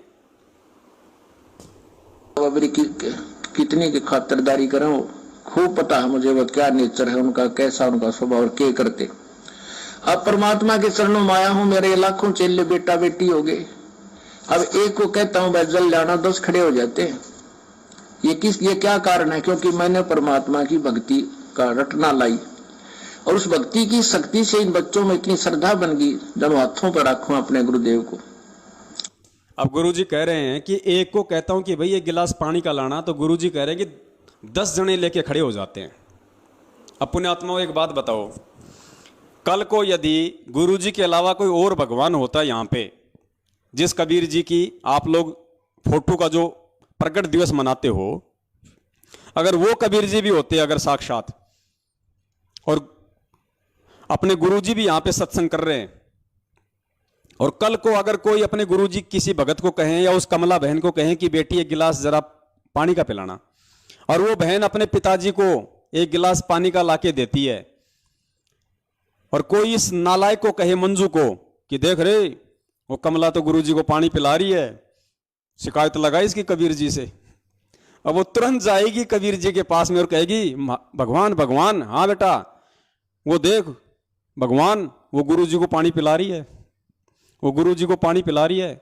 और क्या वो भगवान ये कह देगा जो खुद ये कहता है कि गुरु बड़े हैं गोविंद से, यानी गुरु तो मेरे से भी बड़ा है, और जो गुरु की सेवा कर रहा है, जो गुरु को भोग लगा रहा है, जो गुरु को पानी पिला रहा है, जलराम पिला रहा है, क्या वो भगवान ये जवाब दे सकता है कि मेरे को बता उनके नाम क्या है, उनका नंबर नोट कर, मैं उनको गुरुद्रोही डिक्लेयर कर दूंगा? पुण्यात्माओं कभी हो सकता है ऐसा? अरे जो परमपिता परमेश्वर सतगुरु रामपाल जी महाराज जी एकमात्र सारी सृष्टि का रचनहार पालनहार हैं, सबका बाप, वो तो सबका बाप तो है ही, वो सब बापों का बाप है वो। और उसको जब उसकी बेटी भोग लगा रही है, अपने बाप को सबसे पहले देसी घी का माल खिला रही है, माल, इनकी तरह डालडा का नहीं खिलाते, देसी घी का माल खिला रही है अपने बाप को, और उसके बाद में खुद खा रही है मस्ती से, और खा खा के लाल हो रही है, और इन चुगलखोरों के गाल पिचक रहे हैं। तो भाई ये शिकायतें करेंगे और क्या करेंगे इससे ज्यादा? तो पुण्यात्माओं, दया है आप और हम सभी के ऊपर, जो परमपिता परमेश्वर ने ज्ञान की मेहर बख्शी हुई है, क्योंकि ज्ञान नहीं तो ये मार्ग नहीं, ये वर्तमान का पिछली पीढ़ी का जो समय परमेश्वर ने चुना है, ये ज्ञान मार्ग है। और जिसने ज्ञान को आधार नहीं बनाया वो 84 लाख योनियों में जाने को भी तैयार है, ये नोट कर लेना। क्योंकि अगर ऐसे ही अगर परमात्मा ने मूर्खता में, नादानी में, यदि गफलतबाजी में ही सतलोक भेजना होता तो 650 साल पहले बहुत अच्छा माहौल था। ना ये समाज की गंदगी थी, ना ये दुनिया भर के भौतिक संसाधन थे, आदमी इतने नेक थे, शुद्ध विचार थे, मन में इतने गंदे विचार, ये दारू, ये मांसाहार कुछ नहीं थे। उस समय तो हम बहुत जल्दी पार हो जाते, लेकिन पुण्यात्मा उस समय ज्ञान नहीं था, ज्ञान आधार नहीं था पर हमारे पास। हम गुरु को भगवान नहीं मान पाए, हम गुरु को गुरु ही मानते रहे। और आज जब हम गुरु को भगवान मान रहे हैं, गुरु जी ने क्या कहा कि 650 साल पहले तुम्हारे सब काम ठीक थे, एक काम तुम्हारा खराब था कि तुम गुरु को परमात्मा नहीं मान पाए। और आज पुण्यात्माओं, जब एक नेपाल की बेटी अपने गुरु को परमात्मा मान रही है तो देखो उसको धमकाया जा रहा है, उसको डराया जा रहा है, शिकायतें लगाई जा रही है उसकी। और शिकायतें किससे लगा रही है वो नालायक? भगवान से शिकायत लगा रही है, और भगवान को कह रही है कि गुरुजी वो नेपाल की वो कमला दासी है, और वो फल फ्रूट का भोग लगाती है परमात्मा को। अरे कौन से परमात्मा को लगा रही है नालायक? तू कौन से परमात्मा से शिकायत कर रही है, और कौन से परमात्मा के लिए बोल रही है? तू क्या समझ रही है परमात्मा को? फिर कौन है परमात्मा? और जिसको वो भोग लगा रही है, तू जिसकी प्रार्थना, तू जिसकी शिकायत कर रही है। और एक बात बता, ये हमें केले, संतरे, सेब, अनार, अमरूद, पपीता, अनानास, अंगूर, लीची, और क्या है, 2-4 नाम बताओ रे। आम, फलों का राजा, मीठा मीठा, दशहरी, लंगड़ा, और केले मीठे मीठे, पीले पीले। अब ये हमारे बाप के नहीं लगाएंगे भोग, हमारे गुरुदेव के नहीं लगाएंगे, तो क्या तेरे चाचा के भोग लगाएं? हैं? तेरी माँ को भोग लगाएं? ये तो परमेश्वर ने दिए हैं हमें, और परमेश्वर को ही इनका भोग लगेगा। सबसे पहले इनको चखने का अधिकारी परमपिता परमेश्वर सतगुरु रामपाल जी महाराज ही है, और उन्हीं को लगाएंगे। और लगा के देखो नालायकों, एक बार कभी जिंदगी में एक बार अपनी शुद्ध आत्मा से उनको परमात्मा मान के, और कभी उनको भोग लगा के देखो, एक बार लगाओ, एक बार। इतना स्वादिष्ट व्यंजन बनेगा, और इतनी आत्मा को शांति मिलेगी, गदगद हो जाएगी आत्मा। परमात्मा एडी से चोटी तक भक्ति भाव से भर देंगे। देखो कितना सुकून मिलेगा। लेकिन तुम्हें सुकून की क्या जरूरत है? तुम्हें तो काल भगवान ने केरोसिनी तेल से भर रखा है पूरा। तुम्हारे को तो ये चाहिए मनीराम, चंपाकली को 500, मनीराम को 30, फूटी ज्ञान विवेक की, अंधा है जगदीश। तुम्हारे को तो ये चाहिए, मनीराम चाहिए तुम्हारे को परमात्मा थोड़ी चाहिए, मनीराम चाहिए, मनीराम। तो हमें तो भाई परमात्मा चाहिए, और परमात्मा जिस विधि से खुश होगा, अगर परमात्मा हमारे नाचने से खुश होगा तो हम नाचेंगे उस परमात्मा को रिझाने के लिए। अगर परमात्मा भोग लगाने से प्रसन्न होगा तो परमेश्वर को एक से एक बढ़ के व्यंजनों का भोग लगाएंगे, एक से एक बढ़िया से बढ़िया स्वादिष्ट और महंगे से महंगे फलों का भोग लगाएंगे। जिस विधि से परमात्मा प्रसन्न होगा उस विधि से आज हम परमात्मा को प्रसन्न करने में कोई कसर नहीं छोड़ेंगे। तो पुण्यात्माओं, जिसको जैसा समय मिले, चाहे सप्ताह में या महीने में एक बार, जरूर अपने बंदी छोड़ को भोग लगाओ सतगुरु रामपाल जी महाराज जी को देसी घी के हलवे का।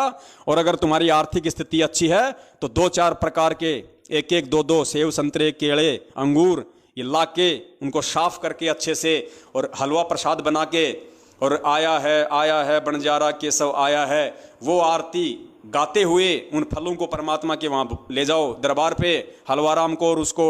और फिर परमेश्वर की 42 मिनट की भोग की आरती आपको यूट्यूब पे मिल जाएगी। आराम से गाओ पुण्यात्माओं, कितना आनंद आएगा, एक अलग ही अनुभूति होगी। परमात्मा सदैव अपने साथ में रहेंगे। अरे धर्मदास जी को क्या कहा था परमात्मा ने? परमात्मा ने अपने मिलने की विधि क्या बताई? परमात्मा ने कहा कि जहां धार्मिक भंडारे होते हैं वहां मैं अवश्य आता हूं। और धार्मिक भंडारे में क्या होगा? भगवान को तो भोग लगेगा। तो पुण्यात्माओं, भगवान को भोग लगाओ। मजबूरन गुरु जी को आना पड़ेगा तुम्हारे पास में, मजबूरन। भगत के वश में है भगवान, भगत के वश में है भगवान। जब तुम भोग ही नहीं लगाओगे तो परमात्मा कहां से आएगा? तो परमेश्वर को 42 मिनट की आरती के साथ में और देसी घी का हलवा बना के परमेश्वर को भोग लगाओ, परमेश्वर को पुकारो आत्मा से। मजबूरन उस भगवान को तुम्हारे घर पे आना पड़ेगा किसी भी रूप में, चाहे सूक्ष्म रूप में आओ, चाहे प्रत्यक्ष में आओ, किसी भी रूप में आओ, वो परमात्मा, क्योंकि उसका विधान है जहां धार्मिक भंडारे होते हैं वहां भगवान को आना पड़ता है। तो गुरुदेव को अपने घर पे बुलाने का एक और सर्वश्रेष्ठ ये माध्यम है। इन्होंने तो लगाई शिकायत और उल्टा हमारे लिए इन्होंने एक अच्छा रास्ता खोल दिया। आज से पहले तो हो सकता है 4-5 भगत भाई बहन ही परमात्मा को 42 मिनट की आरती का भोग लगा रहे थे, अब तो 4200 लगाएंगे, 4200। तो पुण्यात्माओं, दया परमात्मा की। परमात्मा तो ऐसे ही दीनदयाल है, नए नए परमेश्वर तरीके अपनाते हैं अपने बच्चों के पास आने के लिए। तो पुण्यात्माओं, आज का जो लाइव साध संगति का कार्यक्रम है हम यहीं पे इसको विराम देते हैं। और जो सार शब्द के ऊपर था, तो पुण्यात्माओं सार शब्द के ऊपर 3 वीडियो बन चुके हैं। सबसे पहला पार्ट हमारा 4 घंटे का था, दूसरा पार्ट 3 घंटे का और तीसरा पार्ट 2.5 घंटे का। तो दास को लगता है पुण्यात्माओं 8-9 घंटे बहुत होते हैं किसी भी चीज़ को समझने के लिए। और ये 8-9 घंटे तो परमात्मा ने उन मंदबुद्धि लोगों के लिए व्यतीत करवाए जो सतलोक आश्रम मैनेजमेंट हरियाणा के पीछे लगे हुए हैं, वरना सत्सेवक भाई बहनों को तो समझाने की आवश्यकता थी ही नहीं। तो उन लोगों के लिए काफ़ी है, अगर वो इतने में भी नहीं समझेंगे तो वो और में भी नहीं समझेंगे। तो सार शब्द के ऊपर जो हमारा जो कार्यक्रम था वो परमेश्वर ने वो कंप्लीट करवाया। और ये 3 पार्टी बहुत हैं। आज परमपिता परमेश्वर जी ने ये सतलोक आश्रम मैनेजमेंट हरियाणा वालों ने जो ये घटिया से घटिया जो ये शिकायत लगाई है, ये इनकी मंद बुद्धि को और इनकी घटिया मानसिकता को दर्शाती है। इनसे गिरा हुआ इंसान कोई धरती पे नहीं हो सकता। और इन्होंने जो वीडियो बनाया था गुरुद्रोहियों का पर्दाफाश, तो वास्तव में असली गुरुद्रोही कौन है और आज उसका असली पर्दाफाश यदि किसी ने किया है तो परमेश्वर के सत्सेवक बच्चों ने किया है। आपको वास्तविकता से रूबरू करवाया है कि असली षड्यंत्रकारी कौन है। तो पुण्यात्माओं, कल अगर परमात्मा दया करेंगे तो हम एक नए टॉपिक के साथ में, क्योंकि एक हमारा जो टॉपिक है वो छूटा हुआ है कि बहुत सारे भगत भाई बहन ऐसे हैं जो अपने परिवार में विरोध के चलते ढंग से भक्ति नहीं कर पा रहे हैं। उनके मन में तरह तरह के विचार उत्पन्न होते हैं कि मैं घर छोड़ के भग जाऊं, बाल बच्चों को छोड़ के कहीं दूर चला जाऊं, कहीं मकान ले लूं, वहां मैं अपनी भक्ति करूं। ये रोज यहाँ पे जग जग करते हैं, ढंग से आरती नहीं करने देते, तरह तरह के टेंशन देते हैं। तो हो सकता है अगर परमेश्वर की दया हुई तो दास कल दिन में एक मैसेज डाल देगा, अगर रात को 8 बजे हम लाइव आएंगे तो। अन्यथा फिर हम संडे को ही लाइव आएंगे। और हमारा जो एक बहुत ही महत्वपूर्ण जो टॉपिक था नित्य नियम का सरलार्थ, उसका केवल अभी तक हम एक ही पार्ट बना पाए हैं। अगर परमेश्वर दया करेंगे तो अगला जो संडे आएगा उसको हम नित्य नियम यानी भक्ति बोध का जो सरलार्थ है उसके दूसरे पार्ट की तरफ हम आगे बढ़ेंगे। तब तक के लिए दास आप सभी भाई बहनों से विराम चाहता है। और एक और दास आपको न्यूज़ देना चाहता था परमपिता परमेश्वर जी के आशीर्वाद से। दास ने भी अपनी झोपड़ी पे जो किराए की झोपड़ी है उस पे भगत समाज की ज्योतियां जलानी शुरू कर दी है। पिछले 4 दिन से दास के मकान पे भी भगत समाज की जो ज्योति हवन है वो परमात्मा ने शुरू करवा दिया है। ऑलरेडी उससे पहले महीना भर हो गया जयपुर में अपने कजोड़ भगत जी के घर पे ज्योतियां जल रही हैं।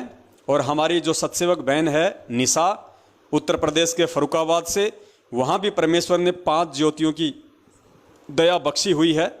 तो 3 ज्योतियाँ भगत समाज की अलग अलग जगह पे परमेश्वर ने हवन यज्ञ के रूप में शुरू करवा रखी हैं। और पुण्यात्मा विश्वास रखना, एक भी पैसा आप लोगों का, ये हम पहले से बोलते आ रहे हैं, आपको आज भी बोल रहे हैं और आगे भी हमारे यही वचन रहेंगे। चाहे आप लोगों का, चाहे वो 10वें अंश का पैसा हो, चाहे दान का हो, या चाहे आपके ज्योति हवन का हो। पुण्यात्माओं, 100पन में भी कभी मत सोचना कि आपके उस पैसे का 1 पैसे का 100वां हिस्सा भी इधर उधर हो जाएगा। पुण्यात्माओं, अब गलतियां नहीं हो सकती। अब परमेश्वर के विधान के खिलाफ उनके सतसेवक बच्चे नहीं चलेंगे। चाहे हमें, चाहे किसी परिस्थितिवश, चाहे मांग के खाना पड़ जाए, लेकिन आप लोगों का जो सेवा राशि है, आप लोगों की जो सहयोग राशि है, आप लोगों का जो ज्योति का पैसा है, उसमें से पुण्यात्माओं 1 रुपये का 100वां अंश भी इधर उधर नहीं हो सकता।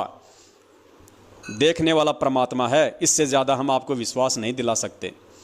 और ये आपकी अंतरात्मा स्वीकार करेगी इस चीज़ को कि हम जो कह रहे हैं वो सत्य है या उसमें कुछ मिलावट है। तो पुण्यात्माओं, वैसे और तो कोई ज़्यादा खर्च हो नहीं रहा।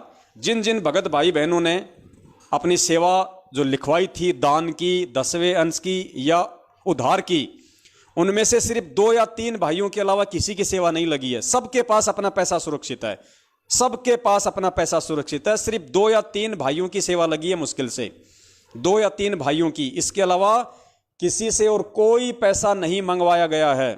और एक हमारी जो ममता रावत नाम से बहन है, मैं नहीं जानता कहाँ से है बहन, आप सबको पता है, जिसने अपना सोना बेच के और दास को 92,000 रुपये भेजे, उस बहन की सेवा लग रही है लगातार। उस बहन ने जबरदस्ती पैसे डाल दिए तो परमेश्वर ने दया कर दी।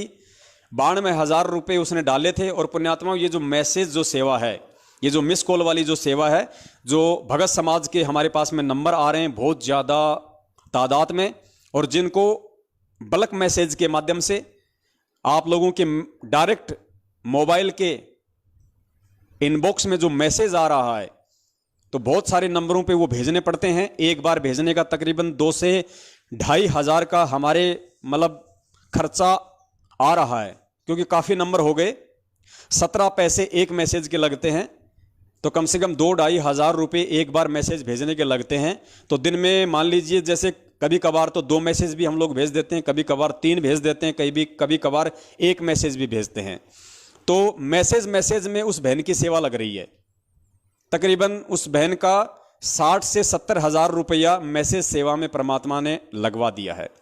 उसके अलावा एक हमारी दिल्ली की बहन है, रोहिणी की, दिल्ली की रोहिणी में एक बहन रहती है, अभी नई जुड़ी है, और उसने दास को महीने भर पहले, शायद 10 या 15 दिन पहले, उसने दास को 7,500 रुपये उसने डाले थे। और अभी 5-7 दिन पहले उसने 2,500 रुपये डाले हैं 10वें अंश के। तो उस बहन की सेवा भी मैसेज सेवा में ही जा रही है। तो इन 2 बहनों की सेवा ही वो परमपिता परमेश्वर ले रहा है। और इसके अलावा जिन्होंने अपनी एंट्रियां सतसेवकों के पास में लिखवाई हैं, कई लाखों में, वो एंट्रियां सुरक्षित हैं। केवल 2 या 3 भक्तों की एंट्री गई है, शायद एक भगत की तो 7,000 की, एक की शायद 12,000 की, एक की शायद ऐसे कुछ 10-12 हज़ार रुपये की। उनके अलावा आपकी एंट्री आपके पास में है, आपके पैसे आपके पास में है। पुण्यात्माओं, आपको लगे वो पैसे यदि आप किसी और काम में लेना चाहें, आप जी शौक से लीजिए। आप ये ना सोचना कि हमने लिखवा दिए तो हम सतसेवकों को ही देंगे, नहीं। अगर आपके घर में भी अगर कोई जरूरत है तो पुण्यात्माओं, आप एंट्री माइनस करवा देना, अपने घर में उन पैसों को काम लेना, फिर परमात्मा के लिए निकाल के रख लेना, फिर एंट्री करवा देना, कोई दिक्कत नहीं। आपको लगता है संगत में और कोई भगत भाई बहन है जिसको अर्जेंट है, जिसको आप जानते हो और वास्तव में उसको पैसे की जरूरत है उधार रूप में, आप अपनी एंट्री इधर से माइनस करवाओ, उस भाई बहन की मदद करो, कोई दिक्कत नहीं। पुण्यात्माओं, हमें देखो, हम तो आपका पैसा वहीं लगाएंगे जहां पे वास्तव में जरूरत होगी। जबरदस्ती आप लोगों से ले लेके बांटने का काम नहीं है हमारा। तो फिलहाल जो सबसे बड़ी सेवा चल रही है वो केवल ये मैसेज सेवा है। तो मैसेज सेवा में ही हमें पैसों की जरूरत पड़ेगी। तो जब भी हमें जरूरत पड़ेगी तभी आपको मधु बहन या आपको कजोड़ भगत जी आपको फ़ोन करेंगे। तो केवल मैसेज सेवा के लिए ही आपने अकाउंट में वो पैसे डालने हैं ताकि हम उसको भेजें, वो हमारे को मैसेज का बैलेंस डाले। क्योंकि 1 लाख मैसेज हमारे को 17,000 रुपये में मिलते हैं और 1 लाख मैसेज 5 से 7 दिन में हो जाते हैं पूरे। 5 से 7 दिन में मैक्सिमम वो मैसेज पूरे हो जाते हैं। तो अभी तक जो भी सेवा जाएगी परमेश्वर की दया से, क्योंकि देखो आप लोगों की बैठे बैठे सेवा बन रही है, भक्तों के नंबर भी आप भेज रहे हो, मैसेज भी आपके सहयोग से जा रहा है और उन मैसेजों को देख देख के, उन वीडियो को देख देख के पुण्यात्माएं जाग रही हैं, भ्रमित होने से बच रही हैं, अज्ञानता में जाने से बच रही हैं, काल एजेंटों के झांसे में फंसने से बच रही हैं, उधर से निकल के सत्सेवक बन रही हैं, ज्ञान को आधार बना के भक्ति कर रही हैं। तो पुण्यात्माओं, आप लोगों की उस सेवा से देखो कितनी बड़ी सेवा परमात्मा करवा रहे हैं। अपने भटके हुए बच्चों को वापस भक्ति मार्ग पे लेके आ रहे हैं। गुरु जी क्या कहते हैं, एक कसाई से 1 करोड़ गायों को छुटवाने का जितना पुण्य मिलता है उतना पुण्य एक आत्मा को परमात्मा की भक्ति पे लगाने का मिलता है।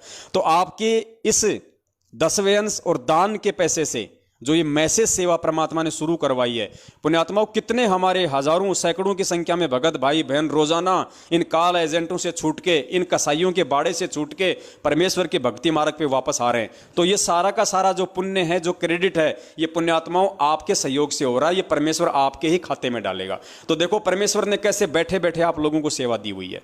आपका पैसा कोई हरियाणा के जाट आरक्षण में नहीं जा रहा, आपका पैसा कोई नरेंद्र मोदी की चापलूसी में या उसके समर्थन में नहीं जा रहा, उसके लिए चुनावों के प्रचार प्रसार में नहीं जा रहा, ओम प्रकाश चौटाला या कांग्रेस के प्रचार प्रसार में नहीं जा रहा, आनंदपाल सिंह की सीबीआई जांच में आपका पैसा नहीं दिया जा रहा।